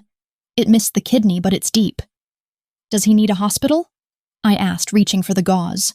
No hospitals? Dante gritted out. His teeth were clenched tight. No police. We handle this in-house. You are losing a lot of blood. I argued, pressing a pad of gauze against the wound. My hands were covered in his blood. It was warm and sticky. The metallic smell filled my nose, making me gag, but I swallowed it down. I couldn't be squeamish. Not now. It looks worse than it is. Dante lied. He hissed a breath as I applied pressure. Matteo, hand me the disinfectant, I ordered. Matteo looked at me. He looked surprised by the steel in my voice. He handed me the bottle. This is going to hurt. I told Dante. Do it, he said. He gripped the arm of the sofa so hard the leather creaked. I poured the liquid over the wound. Dante roared. It was a guttural animal sound. His back arched off the sofa. His muscles seized. I kept my hand steady, pressing the gauze down hard. Sorry, I whispered. I'm sorry. He collapsed back against the cushions, panting. Sweat beaded on his forehead, mixing with the grime and blood. Matteo, do you know how to stitch? I asked. Matteo shook his head. I break things, Mrs. Valenti. I don't fix them. Usually we call the doc, but he is in the Bronx dealing with the other guys. I looked at the wound. It was gaping. It needed to be closed. Give me the needle, I said. Dante opened his eyes. He looked at me with foggy confusion. Elena, no. I can do it, I said. My hands were shaking, but my voice was steady. I used to sew my own clothes. Skin is just fabric. Tougher fabric. You are going to pass out, Dante said weakly. I am not going to pass out, I said. I am going to sew you up, because if I don't, you are going to bleed out on this very expensive couch, and I am not scrubbing this stain out alone. Matteo handed me the sterile needle and thread from the kit. I took a deep breath. Hold him down, I told Matteo. Matteo put his hands on Dante's shoulders. I leaned in. The first puncture was the hardest. The skin was resistant. I had to push. Dante flinched violently. Stay still, I murmured. Please stay still. I worked quickly. I tried not to think about the fact that I was pushing a needle through my husband's flesh. I focused on the mechanical action. In, out, tie, in, out, tie. Dante stopped fighting after the third stitch. He stared at the ceiling, breathing through his nose. His face was pale, grayish-white. I put in 10 stitches. When I tied the final knot, I slumped back, sitting on my heels. I felt lightheaded. The room spun for a second. Good job, Matteo said quietly. He looked at me with something new in his eyes. Respect. I taped a bandage over the stitches. Is he going to be okay? I asked, wiping my bloody hands on a towel. He is tough, Matteo said. He has had worse. He just needs sleep. And fluids. Matteo stood up. I have to go back to the warehouse. We have a mess to clean up. Will you be okay here? I looked at Dante. He was watching me through half-lidded eyes. We will be fine, I said. Matteo nodded. He checked his gun, tucked it back into his holster, and left. The apartment was quiet again. But now it smelled like blood and antiseptic. I went to the kitchen and filled a glass with water. I brought it back to the couch. Drink, I said, holding it to Dante's lips. He lifted his head slightly and took a few sips. Then he dropped back against the cushion. You stitched me up, he murmured. He sounded amazed. I did, I said. My librarian wife. He chuckled, but it turned into a cough. He winced, clutching his side. Stop talking, I said. You need to rest. Help me up. He said, no. You are staying on the couch. I am not sleeping on the couch, he said stubbornly. I want my bed. You can't walk. Watch me. He tried to sit up. His face went white. He fell back. Okay, I said. Okay, just give it a minute. I sat on the floor next to the couch. I rested my head against the cushion near his shoulder. I was so scared, I whispered. I called you. You didn't answer. I was a little busy, he said. Who did this? The Russians, he said. They set a trap. They knew we were coming. I looked at him. Is it a war? It is starting to look like one. I closed my eyes. A war. I was married to a man in the middle of a war.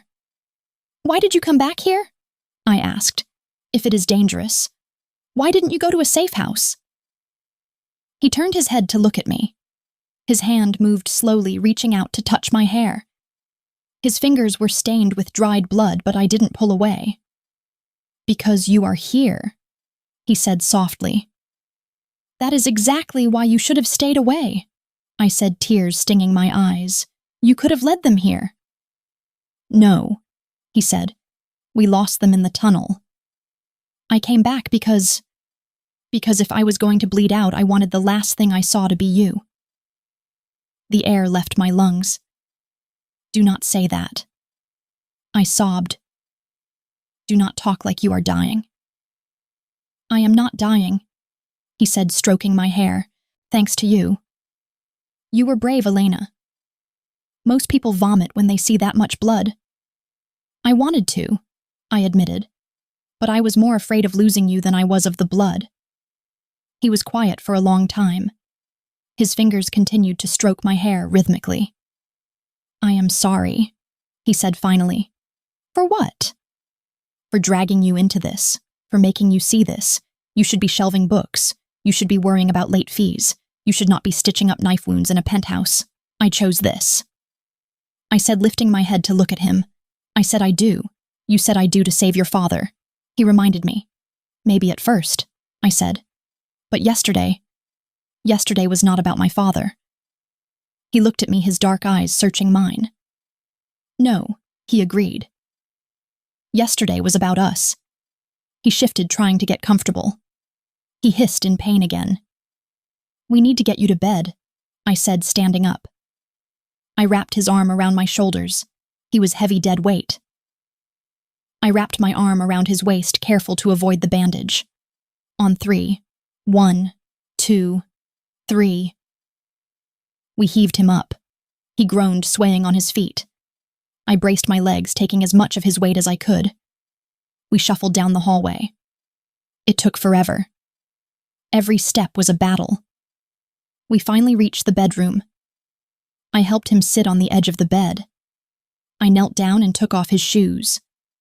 I helped him peel off his ruined trousers, leaving him in his boxer briefs.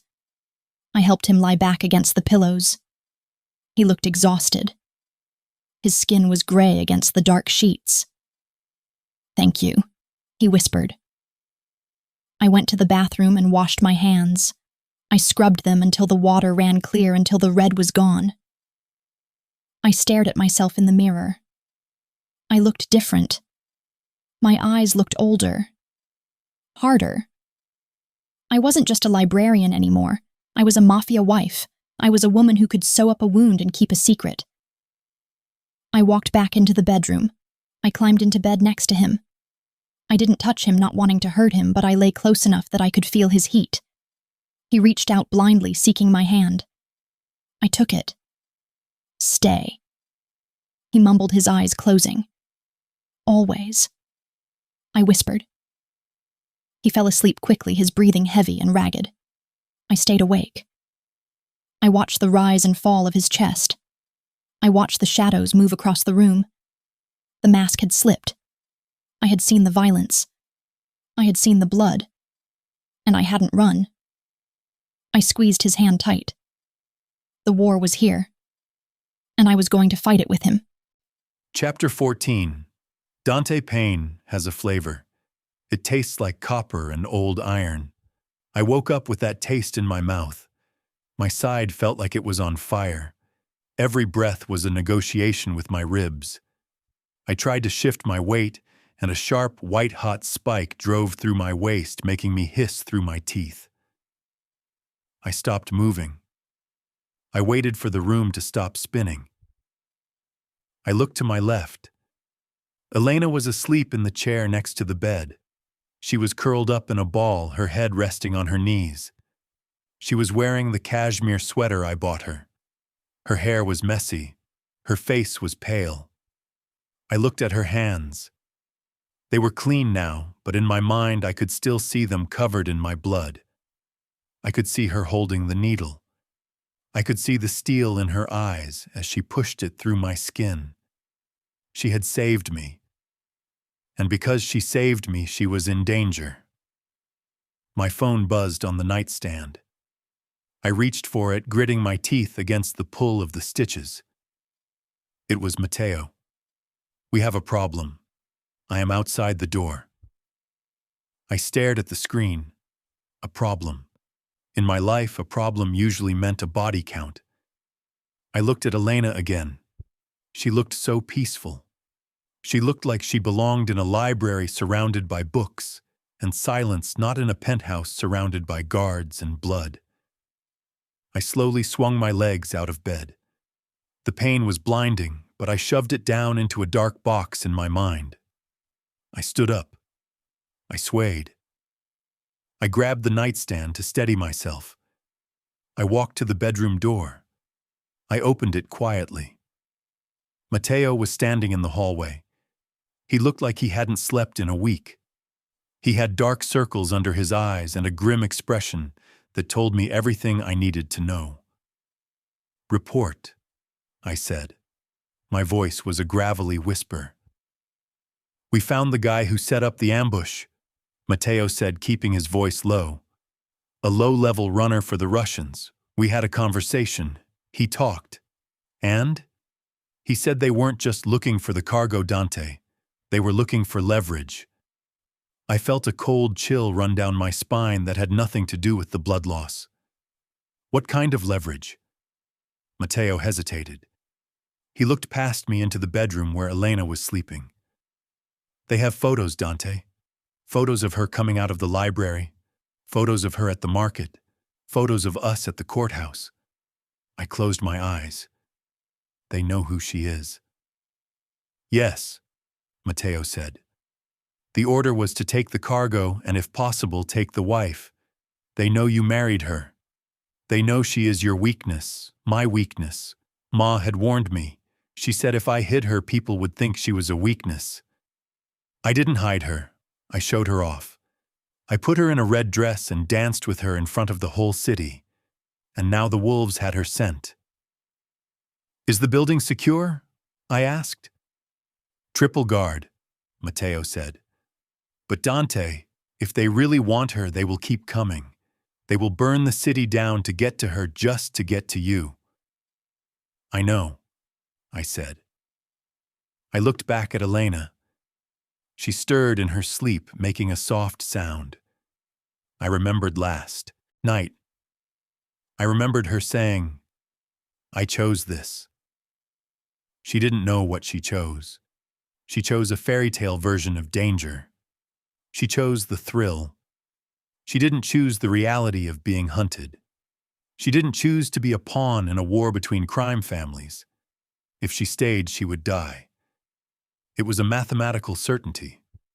The Russians were ruthless. They wouldn't just kill her.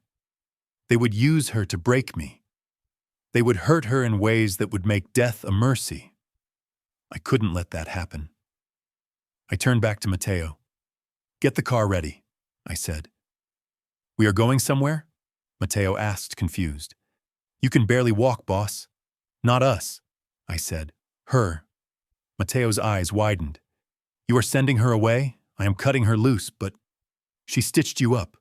She stayed." "That is why she has to go," I said, my voice hardening. "Because she stayed, because she cares, and because I stopped. I couldn't say the words. I couldn't say, because I love her. Saying it out loud made it a weapon. "Just get the car ready," I said. "Pack a bag, put 50,000 cash in it, and have the driver ready to take her to her cousin's place in Jersey." Matteo looked at me for a long moment. He saw the pain in my eyes. He nodded slowly. "You are going to break her heart, Dante." "Better her heart than her neck," I said. Matteo turned and walked away. I stood there in the hallway for a minute, breathing through the pain. I had to do this. I had to be the monster she thought I was in the beginning. I had to make her hate me. Because if she hated me, she would leave. If she loved me, she would try to stay, and she would get killed. I walked back into the bedroom. I walked over to the chair. "Elena," I said.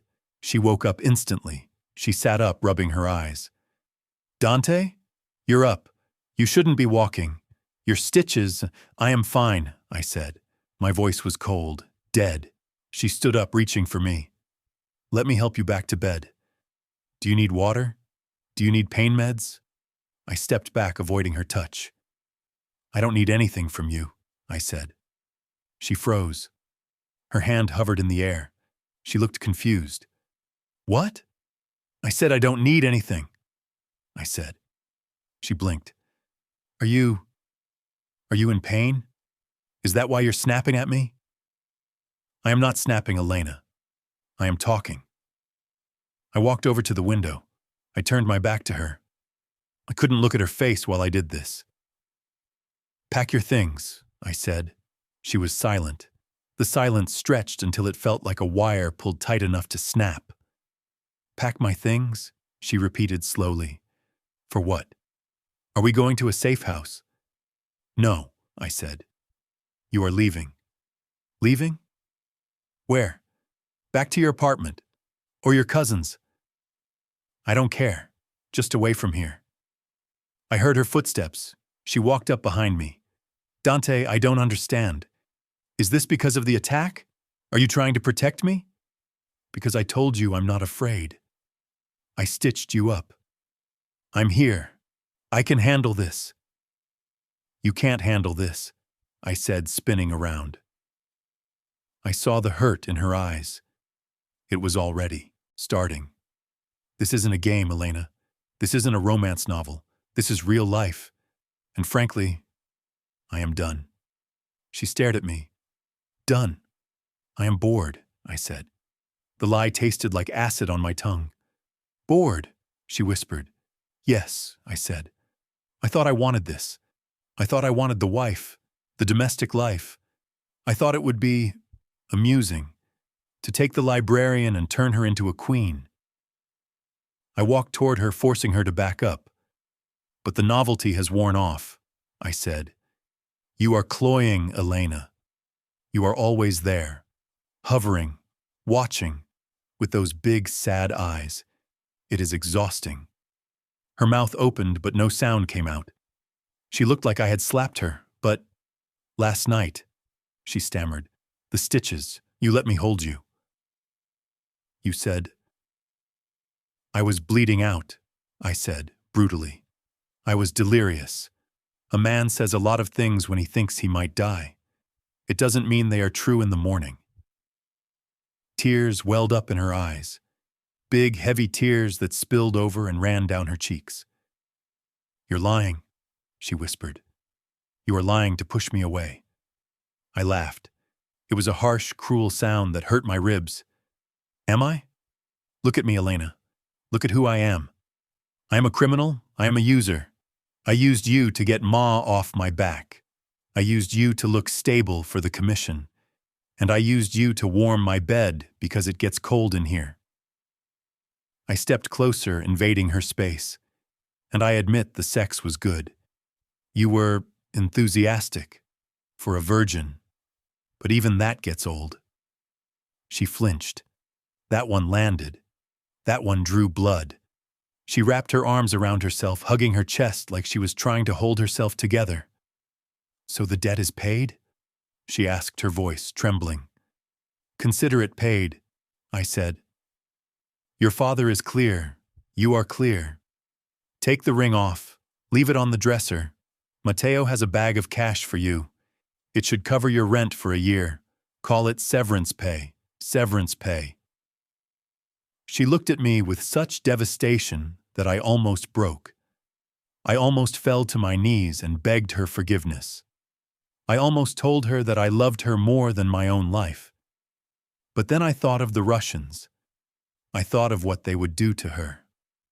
I held my ground. I kept my face like stone. She stared at me for a long time. She was searching for a crack in the mask. She was looking for the Dante who had kissed her scars. She didn't find him. I had buried him deep. "Okay," she whispered. She didn't scream. She didn't fight. She just broke. She walked over to the dresser. She struggled with the ring. Her fingers were shaking so badly she could barely get it over her knuckle. Finally, it came off. She set it down on the wood. The heavy gold clinked softly. She turned to face me. She looked smaller. She looked like the girl I had met in the library. The light was gone from her eyes. "I hope it was worth it," she said softly. "What?" I asked. "The silence," she said. "I hope the silence is worth it, Dante. Because you are going to be very lonely in this big glass box." She walked past me. She walked into the closet. I listened to her packing. I heard the zipper of the duffel bag. I heard her footsteps. She walked out of the bedroom. She didn't look back. I stood there frozen. I heard the front door open. I heard Matteo say something to her. I heard her murmur a reply. I heard the door close. The click of the lock was the loudest sound I had ever heard. She was gone. The adrenaline that had been holding me up crashed. My knees buckled. I fell to the floor, gripping my side. I roared. I grabbed the lamp from the nightstand and threw it across the room. It smashed against the wall, shattering into 1,000 pieces. I grabbed the book, The Great Gatsby, and threw it. I screamed until my throat was raw. It was over. She was safe. She hated me, but she was safe. I crawled over to the window. I pulled myself up. I looked down at the street. I saw the black car pull away from the curb. I watched it merge into traffic. I watched it until it was just a speck of red taillights in the gray morning. I pressed my forehead against the glass. "Goodbye, wife," I whispered. Then I turned away from the window. Now that she was gone, I had work to do. The Russians had threatened my heart. Now I was going to tear theirs out.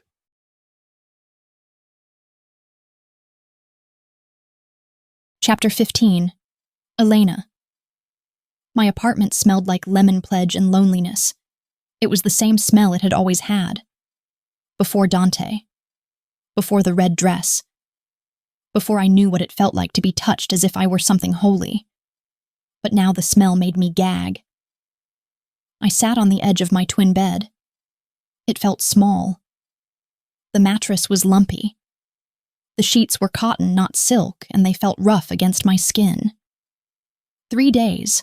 I had been back for 3 days. On the floor near the door sat the duffel bag Matteo had given me. It was unzipped. Inside were stacks of $100 bills. $50,000. Severance pay. The price of a wife. I stared at it. I hated it. I wanted to take it outside and set it on fire. I wanted to watch the face of Benjamin Franklin turn to ash. I stood up and walked to the kitchenette. My fridge was empty, except for a carton of expired milk and a jar of pickles. I wasn't hungry. My appetite, the one thing Dante had loved so much, had vanished the moment the elevator doors closed on his face. I walked to the bathroom. The mirror was cracked in the corner. I looked at myself. I looked tired. My eyes were puffy. My skin was pale. I was wearing my old oversized sweatpants and a t-shirt that had a hole in the shoulder. I looked like the girl I used to be. The invisible girl. But I didn't feel like her. I felt like a ghost haunting my own life. I turned on the faucet and splashed cold water on my face. "I am bored." His voice echoed in my head. It played on a loop. Cold. Cruel. Dismissive. I thought I wanted this. The novelty has worn off. I scrubbed my face hard, trying to wash the words away. They hurt. They hurt worse than a physical blow. Because for a few days I had believed. I had believed the letters were real. I had believed the way he looked at me in the dark was real. But he said it was all a lie. He said he was a user. I grabbed a towel and dried my face. I looked at my reflection again. Was it a lie? I thought about the night he came home bleeding. I thought about the way he gripped my hand. I thought about the desperation in his voice when he said, "I wanted the last thing I saw to be you." A man who is bored does not say that. A man who is using you for an image does not drag himself home half dead just to see your face. I lowered the towel. He lied. The realization hit me so hard I stumbled back against the doorframe. He lied. He didn't send me away because he was bored. He didn't send me away because I was cloying. He sent me away because of the ambush. He sent me away because he was scared. My heart started to pound. A slow, angry rhythm. He made me hate him so I would leave. He broke my heart to save my life. It was noble. It was tragic. It was exactly the kind of stupid, self-sacrificing thing the man from the letters would do. And it made me furious. Who gave him the right? Who gave him the right to decide for me? Who gave him the right to treat me like a child who couldn't handle the dark? I told him I chose this. I told him I wasn't afraid. And he didn't listen. I walked back into the main room.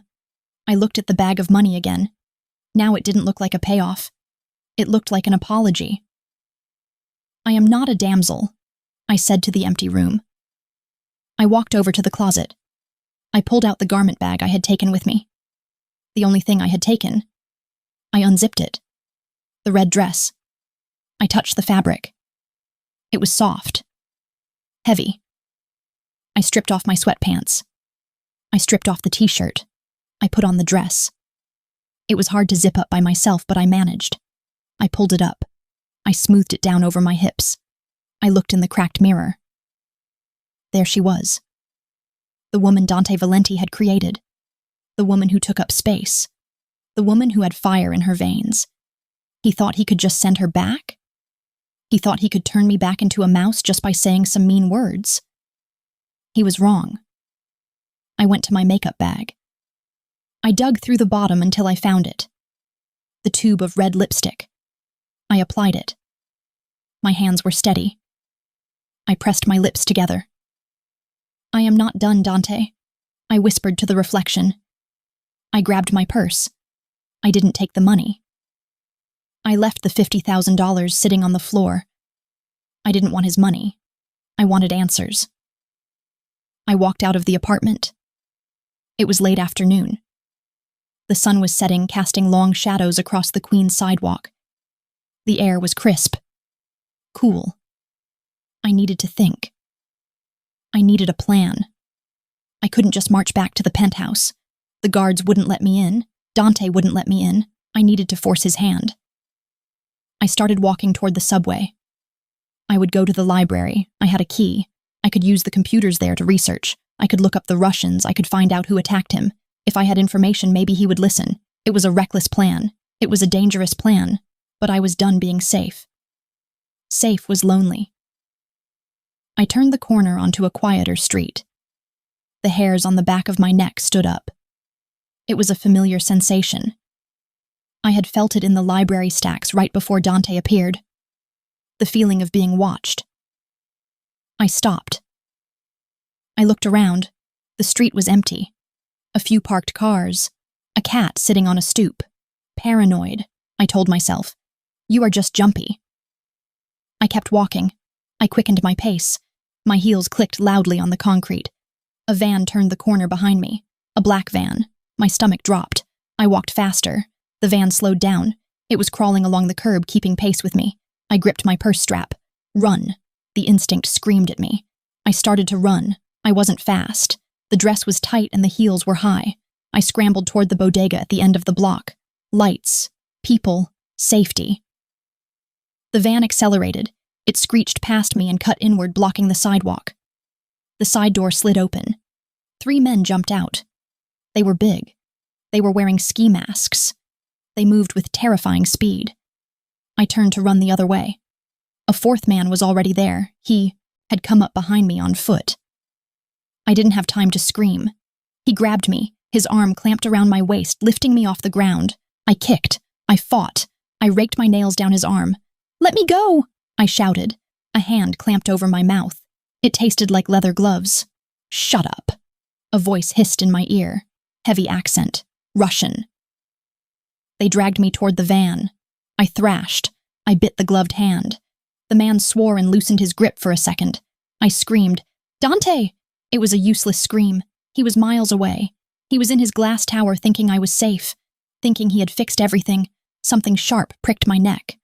A needle. Cold liquid flooded my veins. My legs went heavy. My vision blurred. The streetlights stretched into long streaks of light. They threw me into the back of the van. I landed on a metal floor. It smelled like oil and old blood. The door slammed shut. Darkness swallowed me. My last thought as the drugs pulled me under wasn't fear. It wasn't regret. It was anger. "You idiot," I thought sluggishly. "You stupid noble idiot. You didn't save me. You just left me alone in the dark, and now the wolves had me." Chapter 16.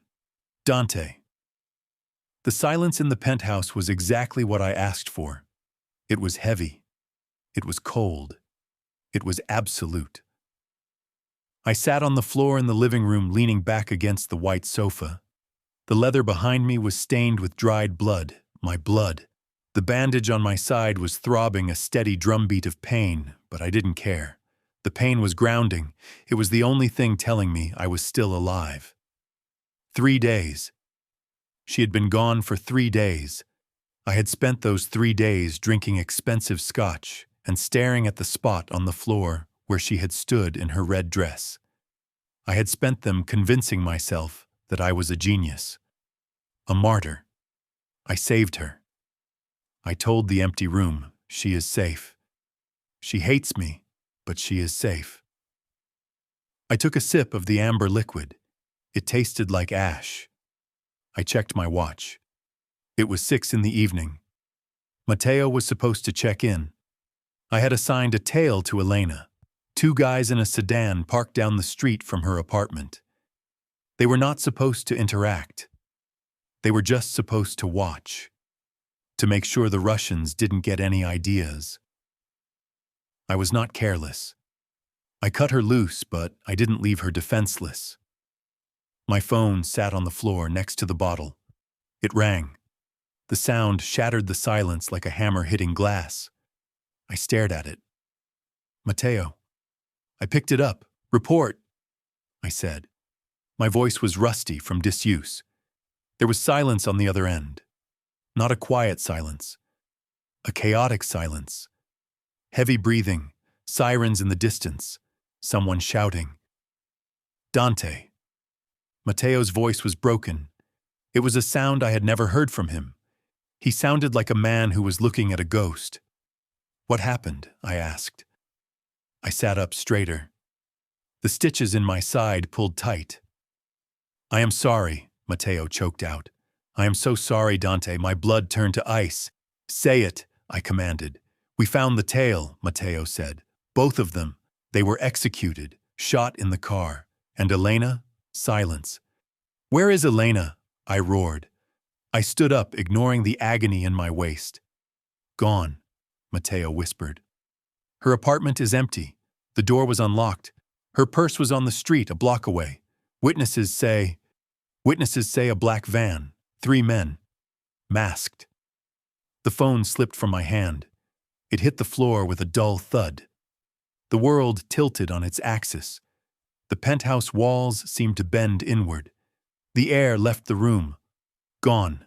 A black van. Masks. Russians. I had done it. I had sent her away. I had forced her out of the fortress. I had stripped her of my protection. I had handed her to them on a silver platter. I thought I was saving her. I was wrong.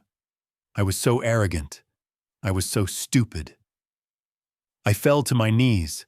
The impact jarred my wound, and fresh blood started to seep through the bandage. I didn't feel it. I screamed.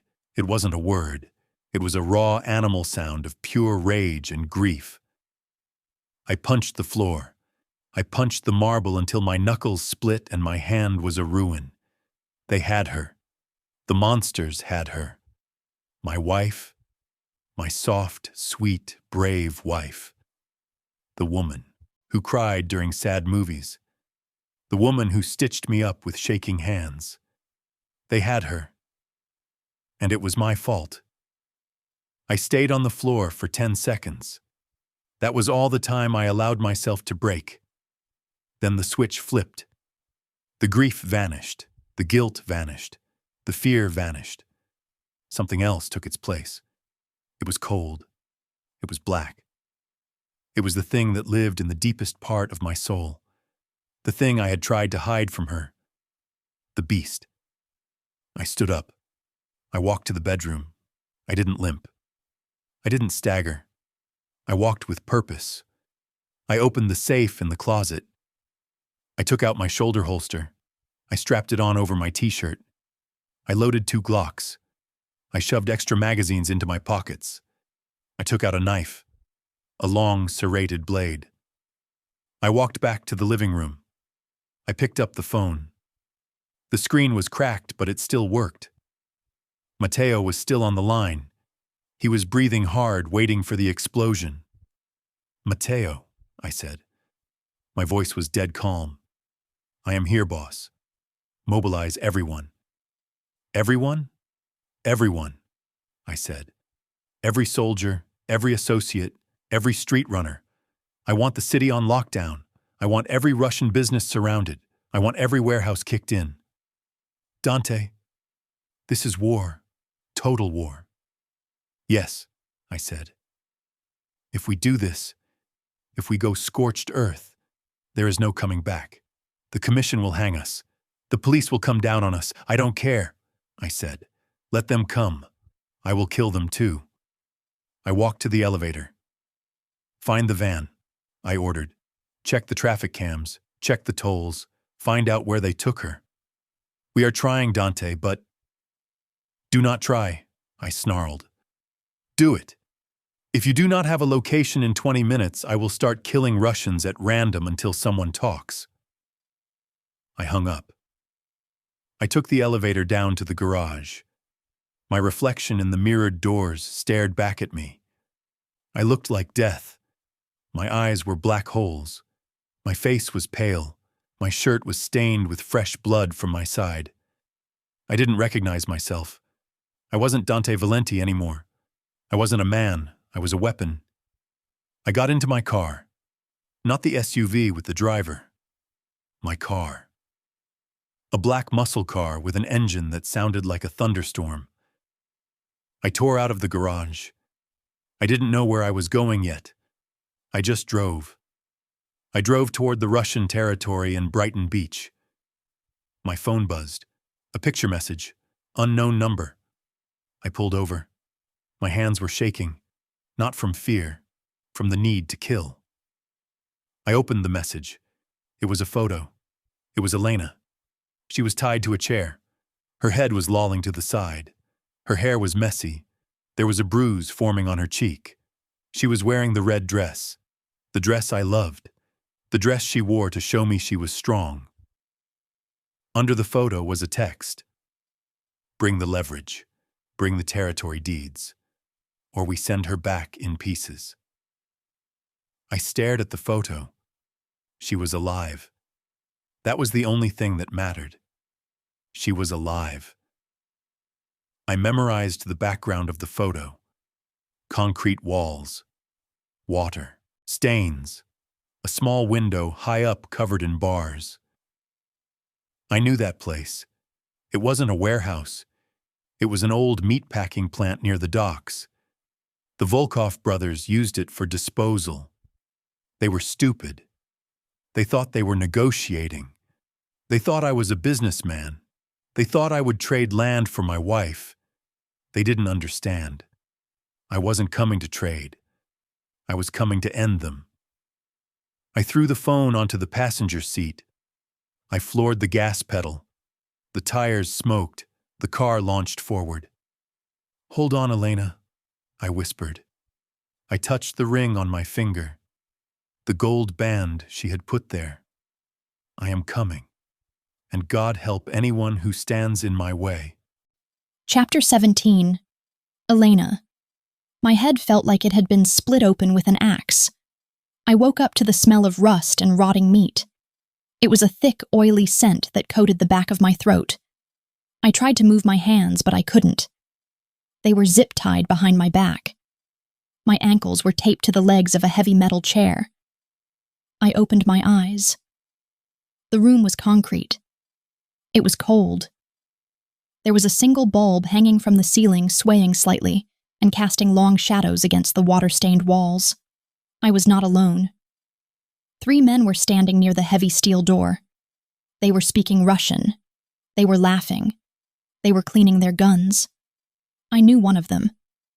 The one with the scar on his neck. He was the one who had grabbed me on the street. The one who had injected me. I forced myself to breathe. Panic was knocking at the door of my mind. It wanted to kick the door down and scream. It wanted to cry, but I could not panic. Panic was a luxury. Panic would get me killed. I thought of Dante. I thought of the way he looked when he walked into a room, the way he assessed threats, the way he stood tall even when he was bleeding. Fear keeps you alive. Ma had said that. I used the fear. I sharpened it. I sat up straighter in the chair. The movement caught the attention of the man in charge. He turned around. He was older. He wore a suit that was too shiny and gold rings on every finger. "Ah, the sleeping beauty is awake," he said. His English was thick and wet. I stared at him. I did not blink. "Where is my husband?" I asked. My voice was raspy but steady. "Your husband is deciding how much you are worth," the man said, walking toward me. We sent him a picture. We asked for a trade, his territory for his wife. "He won't trade," I said. The man laughed. He leaned down his face inches from mine. He smelled like vodka and stale cigarettes. "Of course he will trade. You are his weakness. We saw how he looked at you at the party. He looked like a puppy dog." "He won't trade," I repeated, "because he doesn't negotiate with dead men." The man's smile faltered. He straightened up. "You have a big mouth for a little girl." He sneered. "Maybe I should cut it off." He pulled a knife from his belt. It was a long, serrated blade. He ran his thumb along the edge. He took a step toward me. The building shook. It wasn't a figure of speech. The floor actually vibrated beneath my feet. A low, booming sound echoed from outside like thunder rolling across the earth. The Russians stopped laughing. They looked at the door. "What was that?" one of them asked. The man with the knife frowned. He looked at his watch. "Go check the perimeter," he ordered. 2 men grabbed their rifles and headed for the door. They opened it. They didn't get out. 2 shots rang out. Pop, pop. The sounds were crisp and efficient. The 2 men fell backward. They hit the concrete floor with heavy, wet thuds. Blood pooled around their heads instantly. The man with the knife froze. He stared at the open door. A shadow fell across the threshold. Dante stepped into the room. He looked like a nightmare. His black t-shirt was soaked with sweat and fresh blood. His face was a mask of cold fury. He held a gun in each hand. He didn't look like a man. He looked like a machine built for slaughter. He stepped over the bodies. He didn't even look down. His eyes locked on the man with the knife. "Put it down," Dante said. His voice was not loud. It was terrifyingly calm. The Russian man grabbed me. It happened so fast I couldn't react. He lunged behind my chair. He wrapped his arm around my neck. He pressed the knife to my throat. The cold steel bit into my skin. "Drop the guns!" the Russian screamed. "Drop them or I slice her open!" Dante stopped. He stood 10 feet away. He looked at me. His eyes swept over my face. He checked for injuries. He saw the bruise on my cheek. His pupils dilated. The black swallowed the iris. "Are you hurt?" he asked me. He ignored the man holding the knife to my throat. He spoke only to me. "No," I whispered. The Russian pressed the knife harder. I felt a trickle of warm blood slide down my neck. I said, drop the guns! The Russian yelled. He was shaking. He was terrified. Dante looked at the knife. Then he looked at the Russian. If you cut her, Dante said softly, I will peel your skin off while you are still alive. The Russian's breath hitched in my ear. Drop them. Dante slowly opened his hands. The guns fell to the floor. Clatter, clatter. Kick them away, the Russian ordered. Dante kicked them. They slid across the concrete. Now! The Russian said, a manic grin spreading across his face. Now we negotiate. He thought he had won. He thought an unarmed Dante was safe. He was wrong. I felt the Russian shift his weight. He was leaning back, preparing to drag me toward the exit. I remembered what Dante told me. Fear keeps you alive. I didn't wait for Dante to save me. I slammed my head backward. I put every ounce of strength I had into it. The back of my skull collided with the Russian's nose. There was a sickening crunch. The Russian screamed. His grip loosened just for a second. The knife pulled away from my throat. That second was all Dante needed. He moved. He didn't run. He launched himself. He was a blur of violence. He hit the Russian like a freight train. He tackled him away from me. They crashed into the wall. The knife skittered across the floor. Dante didn't reach for it. He didn't need it. He grabbed the Russian by the throat. He lifted him off the ground. He slammed him against the concrete again and again. You touched her. Dante roared. Slam! You touched my wife. Slam! The Russian was limp. He was unconscious. Maybe dead. Dante dropped him. He turned to me. The rage fell off his face instantly. The monster vanished. He was at my side in a heartbeat. He knelt down. His hands were shaking as he pulled the knife from his belt to cut the zip ties. He freed my hands. He cut the tape on my ankles. Elena. He breathed. I tried to stand up, but my legs were numb. I stumbled. He caught me. He pulled me into his arms. He crushed me against his chest. He buried his face in my neck right over the spot where the knife had nicked me. I've got you, he gasped. I've got you. I wrapped my arms around him. I held on tight. He was wet with blood. He smelled like gunpowder and death. But he was warm. He was alive. You came? I sobbed into his shirt. You came for me, always, he said. I will always come for you. He pulled back. He cupped my face with his blood-stained hands. He looked into my eyes. I am sorry, he said. I am so sorry I sent you away. I was stupid. I was scared.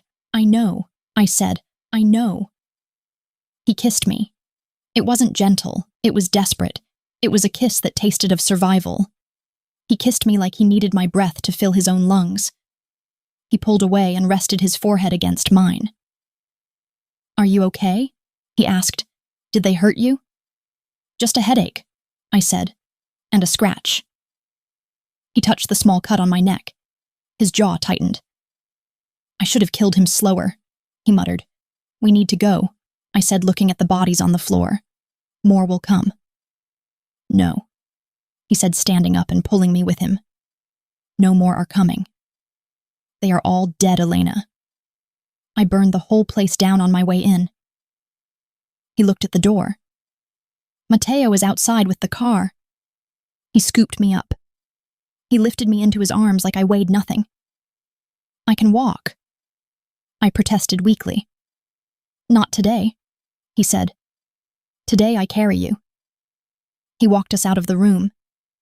He stepped over the bodies. He walked down the hallway that was littered with debris and smoke. We walked out into the cool night air. Matteo was waiting by the black car.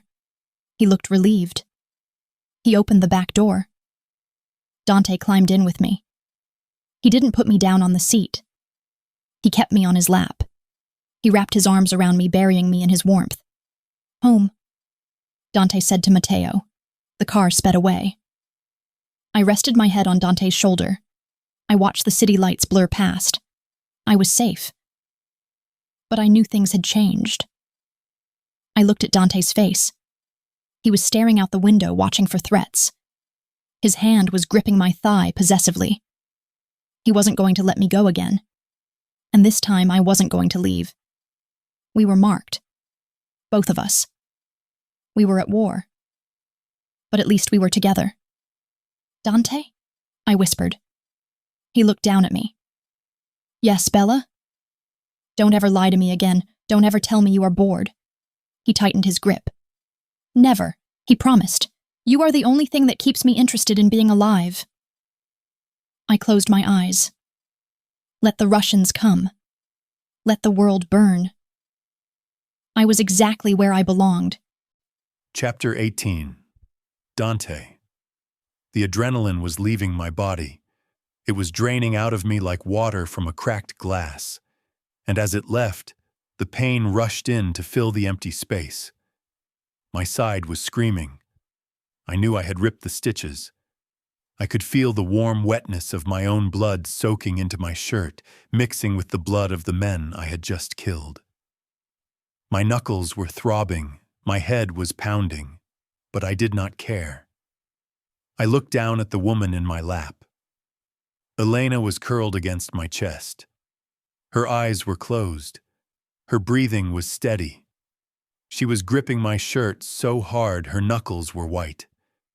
She was alive. I ran my hand over her hair. It smelled like smoke and the rusty scent of that warehouse, but underneath that, it still smelled like vanilla. It still smelled like her. Matteo was driving fast. He was weaving through traffic, taking corners sharp. He knew we needed to get home. He knew I was running on fumes. We pulled up to the Valenti Tower. The security was tight. There were twice as many guards as usual. They were armed with rifles. They looked ready for a siege. Good. Let the world try to take her again. They would have to climb over a mountain of bodies to get to the front door. The car stopped. Matteo jumped out and opened the back door. I went to lift Elena. I can walk, she mumbled into my chest. You are hurt, Dante. Put me down. I ignored her. I shifted her weight, trying not to grimace as my side pulled. I stepped out of the car. I carried her through the lobby. The guards snapped to attention. They saw the blood on my clothes. They saw the bruise on my wife's face. They didn't say a word. They just opened the doors and stepped aside. We rode the elevator in silence. The mirrors reflected a horror show. Two people covered in grime and blood holding on to each other like it was the end of the world. Maybe it was. The old world was gone. The world where I was just a businessman and she was just a librarian was dead. This was the new world. The war world. The doors opened. I carried her into the penthouse. I walked straight to the bathroom. I set her down on the vanity counter. She wobbled a little, then steadied herself. She looked at me. Her eyes were wide and dark. She reached out and touched my side. You are bleeding again, she whispered. It is fine, I said. It is not fine. You ripped them open. I don't care about the stitches, Elena, I said, taking her face in my hands. I care about you. I tilted her head to the side. I looked at the cut on her neck. It was thin, a red line against her pale skin. It wasn't deep. It would heal. But the bruise on her cheek was getting darker. I brushed my thumb over it. I should have made him suffer more, I growled. He is dead, Dante, she said softly. You cannot kill him twice. I can try. She covered my hand with hers. She pressed her palm against my cheek. Stop, she said. Come back to me. The monster has done his job. I need my husband now. The word broke me. Husband. I leaned my forehead against hers. I closed my eyes. I breathed her in. Okay, I whispered. I am here. I pulled back. I turned on the shower. I made it hot. Steam started to fill the room. Strip, I said gently. She let me undress her. I peeled the ruined red dress off her body. I threw it in the trash. I never wanted to see it again. It was the dress I sent her away in. It was bad luck. I took off my clothes.